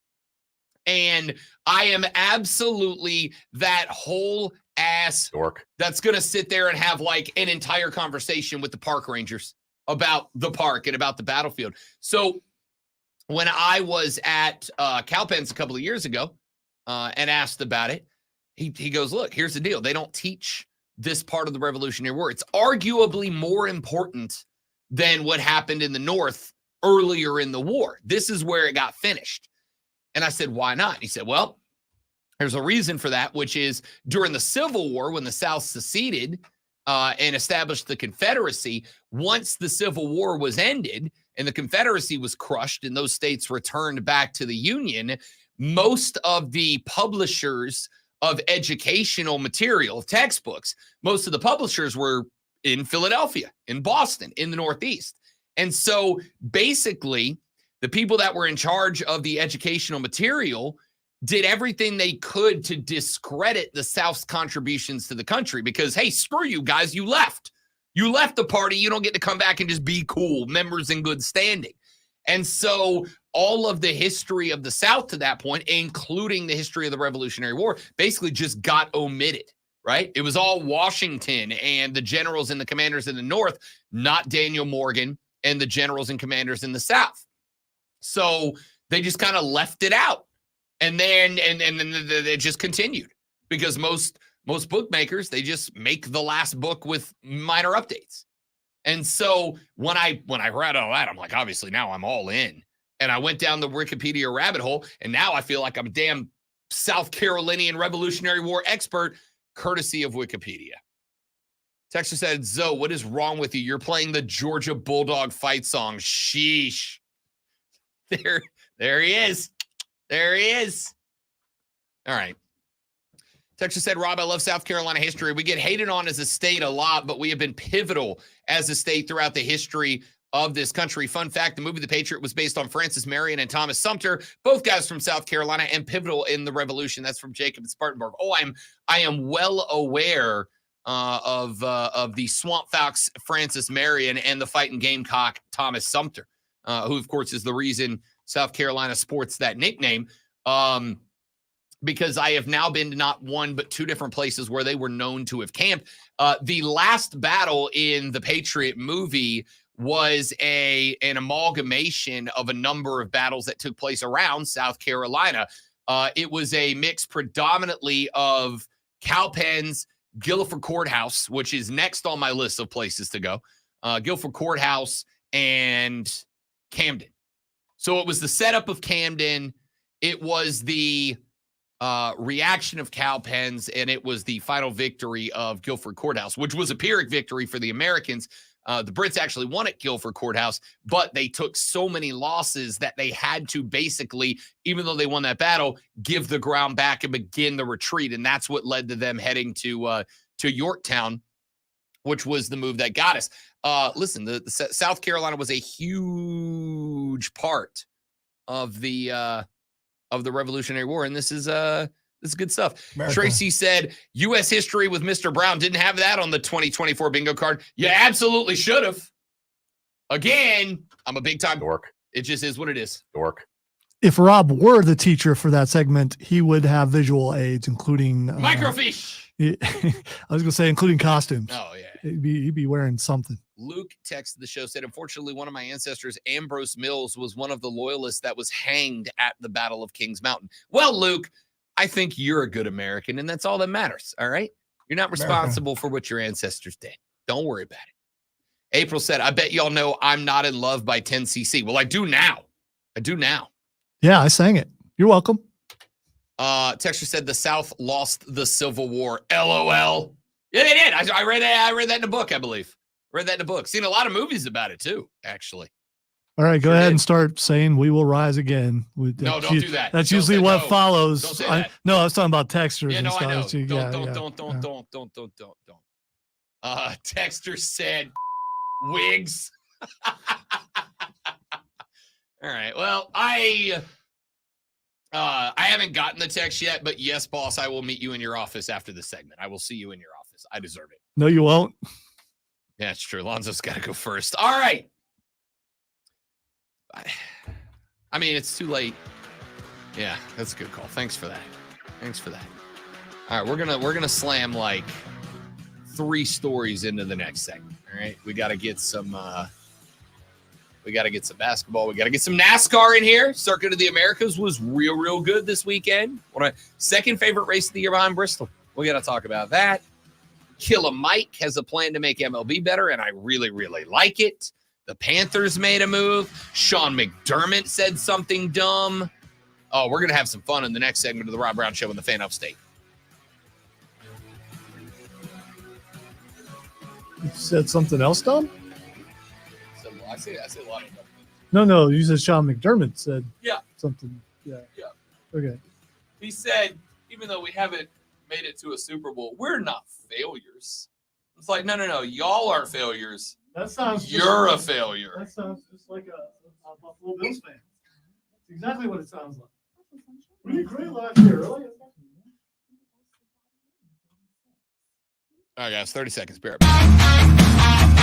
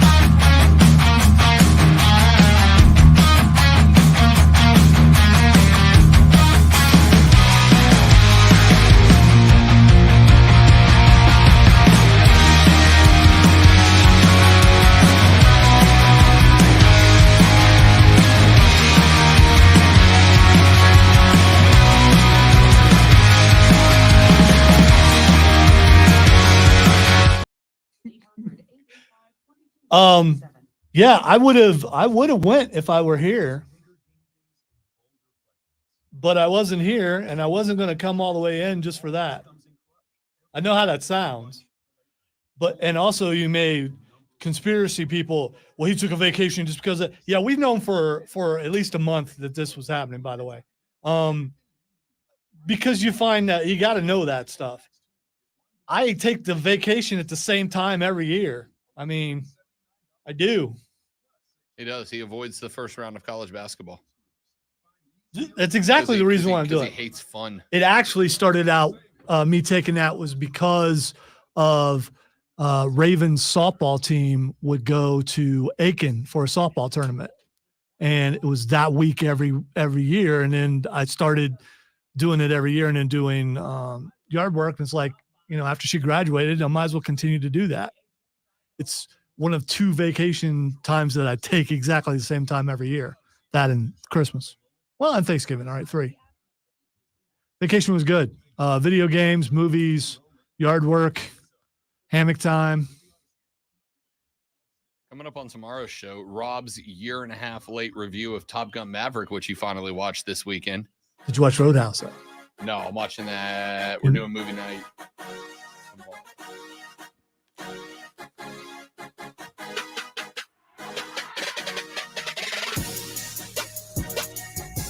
So I had a conversation with Pat Boyle from WFAN Radio New York. I was on a show with him on Sunday morning. I was on 5 Star Weekend with Beck Huell. And I had to get into this conversation. The conversation was about Bill Self, who is the coach of the Rock Chalk Kansas Jayhawks. And you may or may not know that the Kansas Jayhawks, they got bounced from the NCAA tournament. They did get by Samford, but they got real lucky because Samford had a block with 14 seconds left that got whistled for a foul that was absolutely, entirely, start to finish, top to bottom, not a foul. Not a foul, right? Samford would have had 14 seconds down one to score a go-ahead bucket, probably win that game over Kansas. So Kansas gets bailed out against Samford. Then they go up against the Zags, and they get rocked chalk Jayhawk. Bill Self is the head coach, been the head coach for a very, very long time. And after the game was over, and after Kansas took the L, Bill Self took to the microphone, and he said something very interesting. Now, I'm going to play you, unlike most hosts, I'm going to play you the full clip. It's not super long.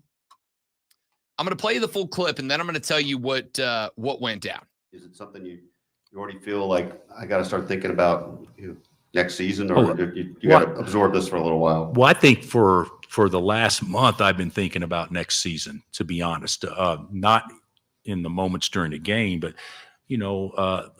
obviously we had 8 guys on scholarship, and we played. I mean, that were healthy there late, and injuries are part of the game, so that's not an excuse. But we could have done a much better job as a staff, putting more guys out there that we could play, and so that's something that I've thought about for a long time. And the thing about it is, in basketball, early on you can play through some things, but the course of a season, there's a grind that goes with it, and bodies get run downs, injuries occur. That's all part of it. And when you don't have as much firepower, or as that maybe you've had in past years, it certainly showed this year. So that's Bill Self. That's a fine audio clip. Here is what I heard played on national radio after that game. Is it something you already feel like I got to start thinking about next season, or you got to absorb this for a little while? Well, I think for the last month, I've been thinking about next season, to be honest. That's all that got played. Do you see how infuriating that is? Do you see how infuriating it is? Yay, media. When the clip was him pointing out that heading into the tournament, Kansas, and they are not the only ones, just so we're clear, this is kind of how it happens. Kansas had 8 players available. They are missing, or were missing, their number 1 scorer.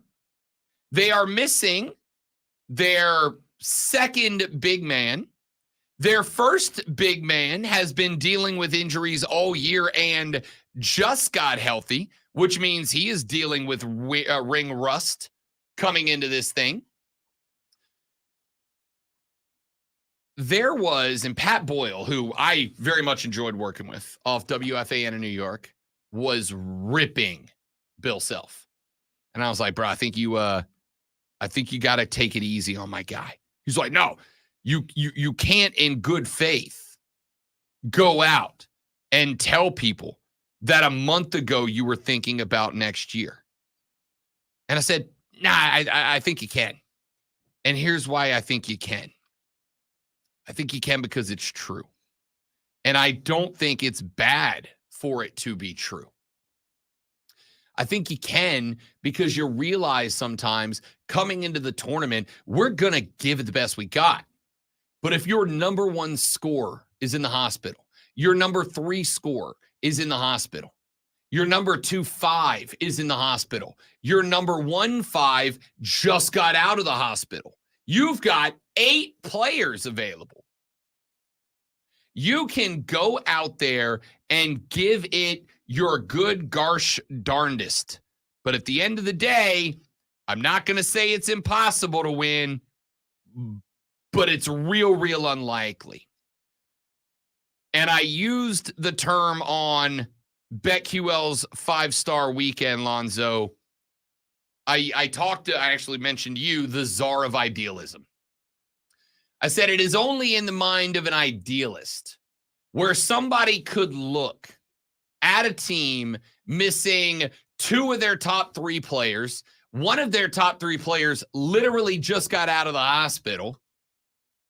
His backup is out, which means if he does have ring rust and he is tired, you don't have anybody off the bench that can give him a spell without directly impacting what's happening on the floor. The reality is you can't win. I mean, you may be able to win a game. You may be able to win a couple of games. You may even be able to shock the world and get to the Sweet 16. But there is a reason that every year we have these Cinderellas, and every now and then one of those Cinderellas makes it to the Final Four. Do you know what they never do? They never win the Natty. Never. I am pro Cinderella, but they never win the Natty. Why? Because they don't have the equipment. The analogy that I have fallen on so many times on this station, on this show, has been I can take the best driver of all time, Jimmy Johnson. If I put him on the track at Daytona in a 1992 Corolla, he can't win. He could be the greatest driver ever. He can't win. I could take Michael Jordan and Kobe Bryant and put them out on an NBA floor. But if I gave them as teammates, me, Lonzo, and Cole Bryson, Mike and Kobe can't win. I don't care how good they are against any NBA team because they don't have the equipment. All Bill Self is saying was, look, we came in, we gave it the best we had, we made the most we could out of it, but the reality is we were thinking about next year already because we can't win in this spot. And he's right. He's right. I think for a guy who has accomplished as much as Bill Self has accomplished with the Kansas Jayhawks, I think for as many times as he's been to this caliber of the dance, I kind of think y'all got to lay off my dude because he's not wrong. I've said it before, and I'll say it in the past, and I'll say it in the future. Injuries are a reason that a team loses, not an excuse. That's what Pat Bowles said. Injuries are an excuse. Everybody's got injuries. Yeah, but do you understand there's a difference between you've got a bunch of guys banged up and Michael Jordan's out? You understand there's a big difference between I got a couple of right fielders that have got rolled ankles versus Shohei Ohtani's not playing. Some players have more impact. And when you are missing all of your impact players, the reality of the situation is you are going to be less good. And that's what happened to Kansas. It would be like if I had to leave the studio. Right. Like theoretically, if Lonzo had to get up right now, and I had forgotten, honestly, that I had to produce the last 30 minutes of the show, the quality of the show is going to suffer. It just is. It's still going to be good. We can still be good. I'll take your word for it. I won't be here. The show is going to suffer because Lonzo's got to leave. I don't want to go. I know. The show's going real good. Lonzo's got to leave, which means the show's going to come down. You know what that is? That is a reason. I'm not going to sit here and go, oh, no Lonzo, no excuse for the show not to sound exactly the way it did before. No, there is a big reason, which is the star player's not in the room. The star player's not available. And if the star player's not, oh no, The guy on the delivery truck out here just dropped a whole ass box of tomatoes on the ground. Oh, no. I think those are tomatoes on my glasses on. That's rough, dude. Here's my question. He just dropped a box of tomatoes on the ground. Does he just throw them in the box and deliver it? I'm not going to tell you guys the answer. I'm just going to let you live with it. Here's, if you count on a restaurant, let's say that they were being delivered to wash said tomatoes. Should be fine. That don't appear to be overly ripe because none of them seem to have busted open. They're probably good. Unless they're actually oranges and I need my glasses on too. So, as far as Bill Self, lay off my guy because what he said is fully fine. By the way, coaches should always be looking forward to next year. All right, we got to take a break because Lonzo's got to leave. Bye. We're back after this. I'm back after this. I'll be back tomorrow, I think. I don't know. All right, I lost my confidence now. Back after this on the Rob Brown Show in the Fan Upstate. All right. I'll throw another 60 in so we can switch. Okay, please and thank you. You might want to stand up. I'm just saying. Well, I got to take the camera off over here. All right, guys. I'll see you on the other side. I definitely don't want to go. Bye. I mess up over there, I'm gonna get yelled at. And I'm gonna mess up because I don't know how to do anything. I'll mess up. Okay, oh, you all right.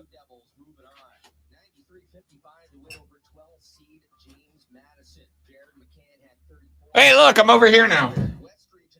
How about that?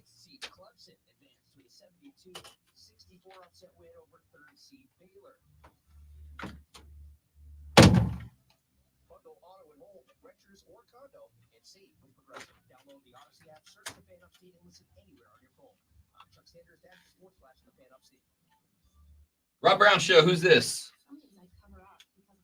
Chris. Hey, buddy, hang on. I'm going to get you first up out of the break. What you want to talk about? Good deal. Hang on just a second for me, partner.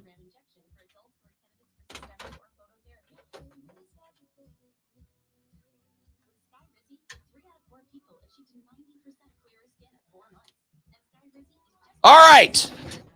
Hello, stream. I taught myself, Stephen, many moons ago that if you want to stick around in this business, you make yourself as critically important to the operations of the station as you possibly can. So I can't do everything as good as everyone, but I can do anything as good as anyone. And to me, that's equally as important. All right, let me get a phone call lined up. You guys sit tight for me. I'll be back in like 30 seconds. Don't go anywhere.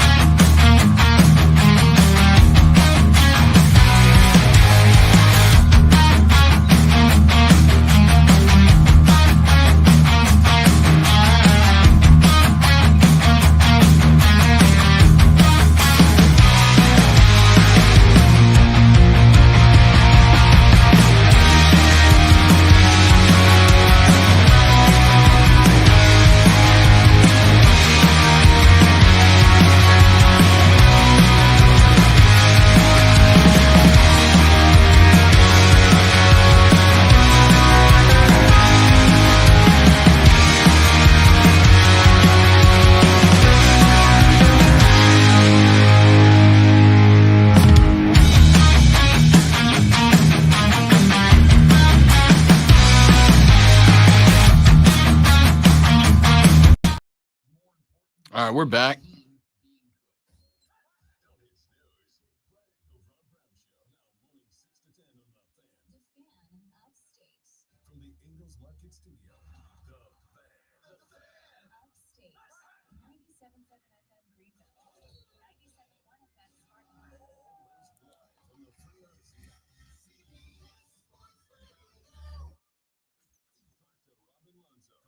The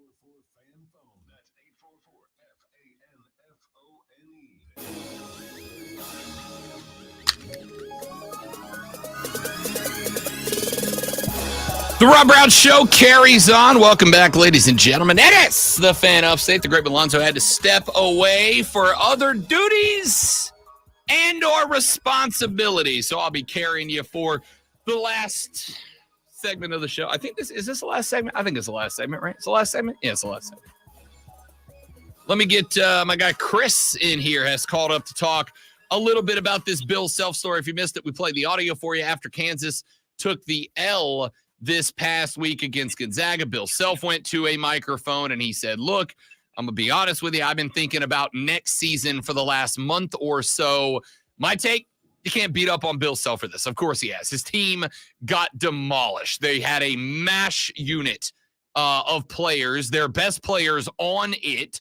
This team was not ready for a tournament, unfortunately. Injuries happen. Injuries to your stars derail you. And I don't think I can bash on a guy for being a realist. Chris, get in here. What you got, big dog? You said duties. That a boy. Way to handle your business. I like it. Yeah, that's what we do. So, okay, this Bill Self issue. One of the things that I realized quickly in how the Bill Self issue was covered, Bill Self is not a popular person, particularly amongst the media. Many people may or may not realize, just because of the popularity of college basketball, there were actually NCAA violations that were levied and found against Bill Self and his program. And once you get branded as a cheater, obviously that's a scarlet letter within the NCAA ranks and within the media that covers it. So I think it becomes very easy for them to clip out sound bites and things that will make Bill Self look in a poor light. Now, having said that, I think that it is a symptom of a larger societal issue at whole, and I hope you'll indulge me for just a second. But basically, it's a confirmation bias. What happens is we as a people decide something, and then we seek out the things that support that position that we've already taken, instead of deciding to learn about something or deciding that, maybe I'm open to be swayed one way or the other. And I learned about this a few years ago, and I promise I am not taking anything political. A few years ago, there was an incident in Baltimore where a young man named Freddie Gray died in police custody, and there were protests that occurred in the city of Baltimore. And I remember at the time I had Dish Network, and there were 13 different news channels that I had on there. And as I was scrolling around, all of the culprits, your Fox News, CNN, MSNBC, everybody is covering it, and they're showing cars burning, buildings being broken into, all kinds of craziness. I flip over to BBC America and Al Jazeera America, which are two foreign news outlets covering the same story, and they're showing a wider view that shows that 95% of the protesting that was going on was completely peaceful. So it leads to a question of the chicken or the egg. What came first? We as a people looking for the clickbaity type quotes or the way that news gets covered, and we go past the things that look peaceful or actually provide context? Or was it the media that was providing us with those things that fired us up and got us to be that clickbaity society? I don't know the answer to it. I wish it's something that we did a better job of as a society, but I don't know whose responsibility it is. Is it us holding the media accountable and saying we're looking for the full context and full stories on things? Or is it the media saying, I know what drives clicks and I know what drives revenue, but we're going to do the right thing here? And I don't know what the answer is. So I like it. I've got a couple of responses. I think that first and foremost, and I've said this, Chris, if you've listened to the show, I know you have. This is not going to shock anybody. I absolutely put it on us. All right. And I put it on us not just for falling for it, because we do, not just for clicking on it. I worked in news for a long time. There's a saying in a newsroom that none of us will say in public, but the old saying was, if it bleeds, it leads. Because if I was to throw out a story of, let's say, an elementary school full of kids who go out and do a bunch of jobs to raise money for an orphanage on one hand, and then on the other hand, I go, we've got video of a massive train derailment that killed 11 coming up at 10. 90% of us are watching the damn train derailment video. All right. It sucks, but it is what it is. The second thing is we follow clickbait. Last night, there is a very popular Twitter handle of a guy who just makes stuff up, who made the claim that Clemson basketball is currently, quote, floating the athletic department, end quote. And I read through, and there was 1,000 Clemson fans getting into a fight with this guy. And I'm like, no, because when you interact with that, it drives it. So the media is going to cut the first half of that Bill Self interview and just play that, sure, because it elicits an emotional response.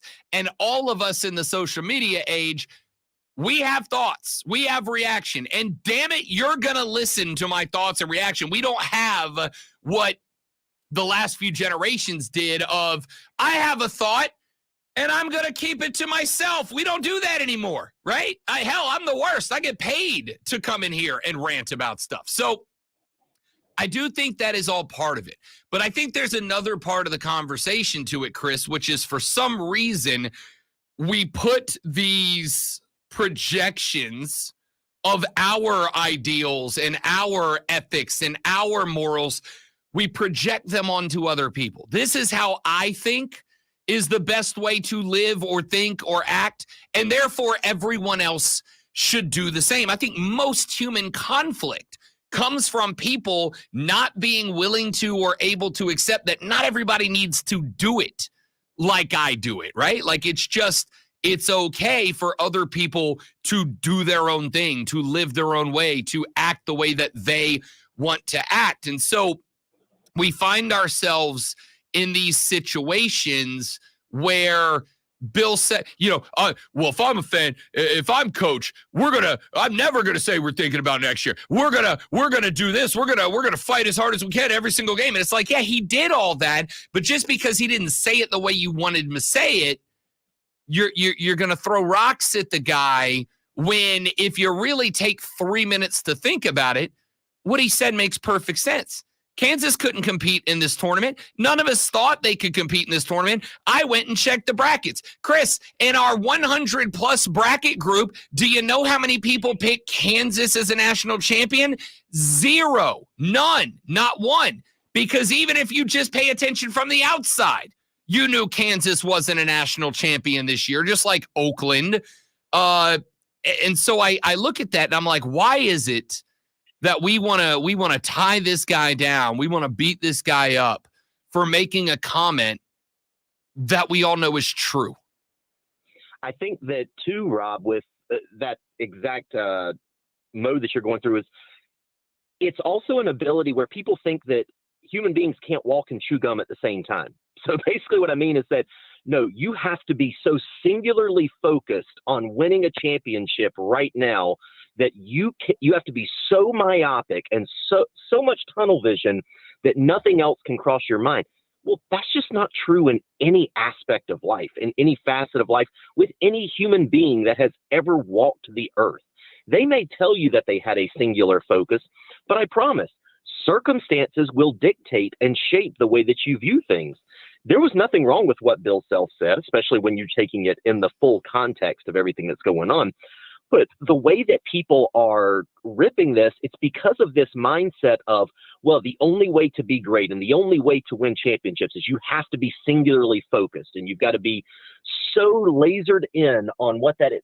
And that's just not true. We're talking about human beings. And I appreciated the refreshing moment of honesty instead of the typical coach speak that you get in that moment. I thought that it's something that is not only welcome, but I think we should have more of it. Yeah.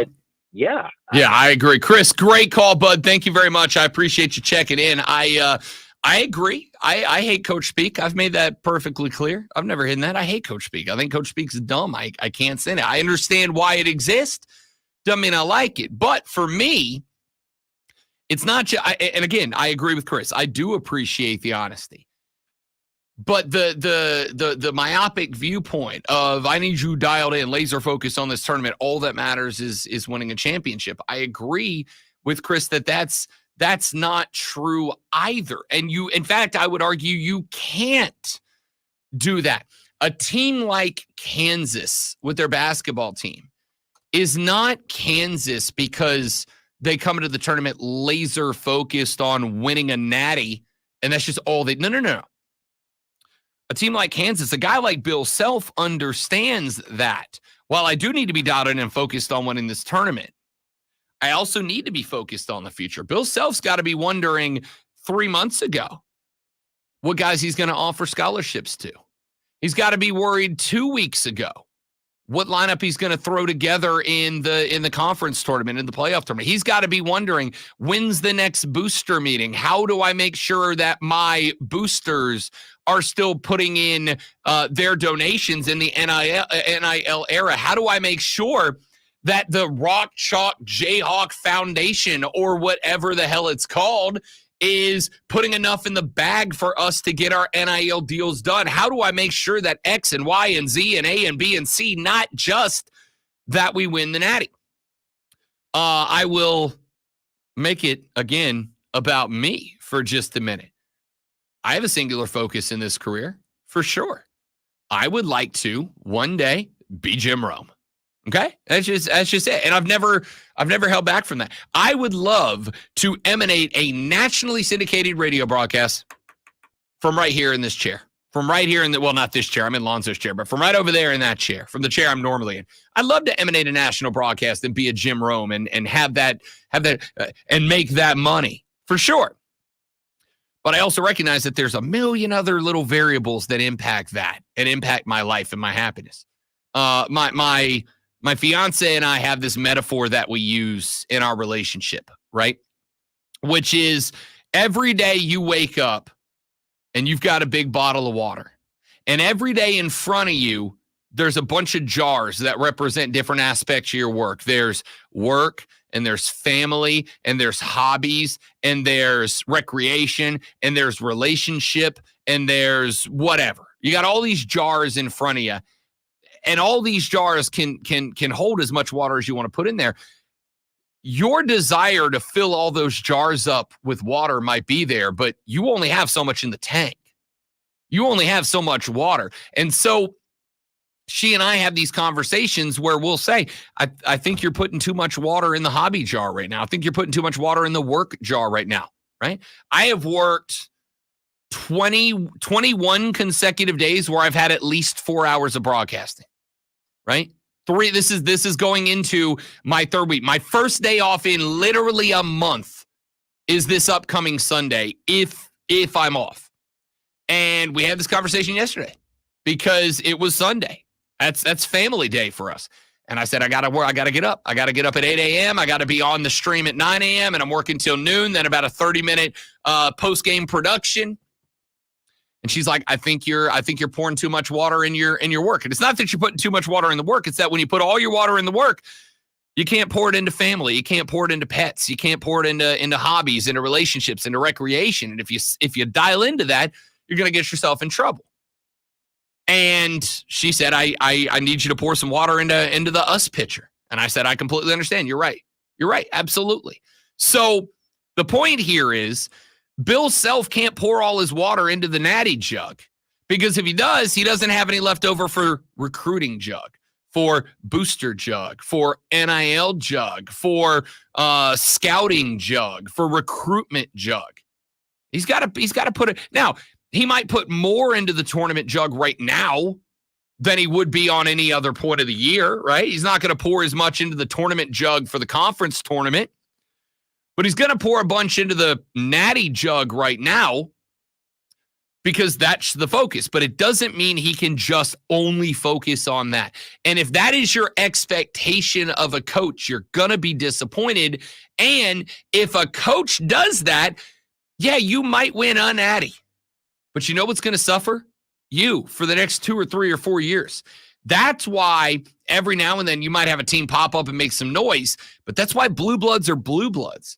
That's why Duke's Duke. That's why Kentucky's Kentucky. That's why Kentucky's looking at firing John Calipari right now. That's why Kansas is Kansas. That's why Creighton is Creighton. That's why UNC is UNC. Because they understand balancing all of it and recognizing that, yes, every team wants a championship every year, but only one can get it. And if you die, what happens if Bill Self pulls all his water into that jug and goes, despite the fact that I'm missing 2 of my 3 best players, my third, the other one in that group just got out of the hospital. His backup isn't available, so I got to run him for a full 40. What happens if he dials in for that natty? He neglects recruiting, and he neglects NIL, and he neglects scouting, and he neglects all these other things to dial in on a natty, and then he gets bounced in the Sweet 16 by a very good team. Now, what's he got to show for it? You have got to be focused in a very broad way, not laser dialed in. And for the folks that, he shouldn't have said that. Yeah, he should have said that. You know why he should have said that? Because it's the truth. And it's not just him. It's every worth their salt basketball coach in America that feels that way. If you feel any other way, you get yourself in trouble. If you go any other way, you get yourself in trouble. And I think Bill Self's smart enough to know that. And as Chris said, and I agree with him, we should applaud a coach who actually talks to us. Because now, with Bill Self getting run the way he's getting run right now, any other coach is going to come to the podium and they're going to go, Coach, have you started thinking about next year? And that coach is going to say, oh, no, I was so dialed in on this tournament. It was my only focus. It was my singular focus. It was the only thing that I care about. So I'm super dialed in. And, now I got to come off that hill before I start climbing the next one, which isn't true. And frankly, shouldn't be. Hey, would you look at that? We've reached the end of the show. 4 hours of sports talk, entertainment excellence in the rearview mirror. But worry not, my dearest of friends, because we're back tomorrow to do it all over again. Tomorrow, we take an unbridled look at the Sweet 16, specifically Clemson and Arizona. It has been a spectacular ride to the Sweet 16. Clemson was an underdog in the round of 32. They're a bigger underdog in the Sweet 16. Can they get it done? We'll break down that game from an X's and O's standpoint. We are going to talk South Carolina basketball as well. What's next for Lamont? You played with house money, even making it to the tournament, and Oregon looked pretty good until they didn't. Injuries, foul outs, whatever. What's next for Lamont and the gang? All that and more coming up on tomorrow's edition of the Rob Brown Show. For Alonzo, I'm Rob. Have a spectacular rest of your day. Don't drink and drive. I'll punch you in the face. See you back here tomorrow on the Rob Brown Show and the Fan Upstate. Yeah!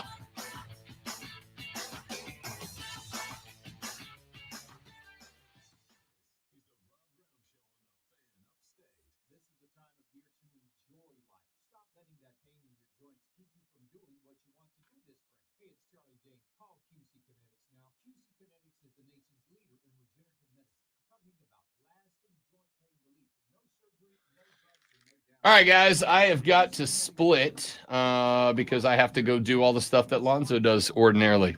I love you guys. You're all spectacular. Thank you for being here and hanging out. Have a lovely rest of your day. We will see you back here tomorrow. Y'all have a good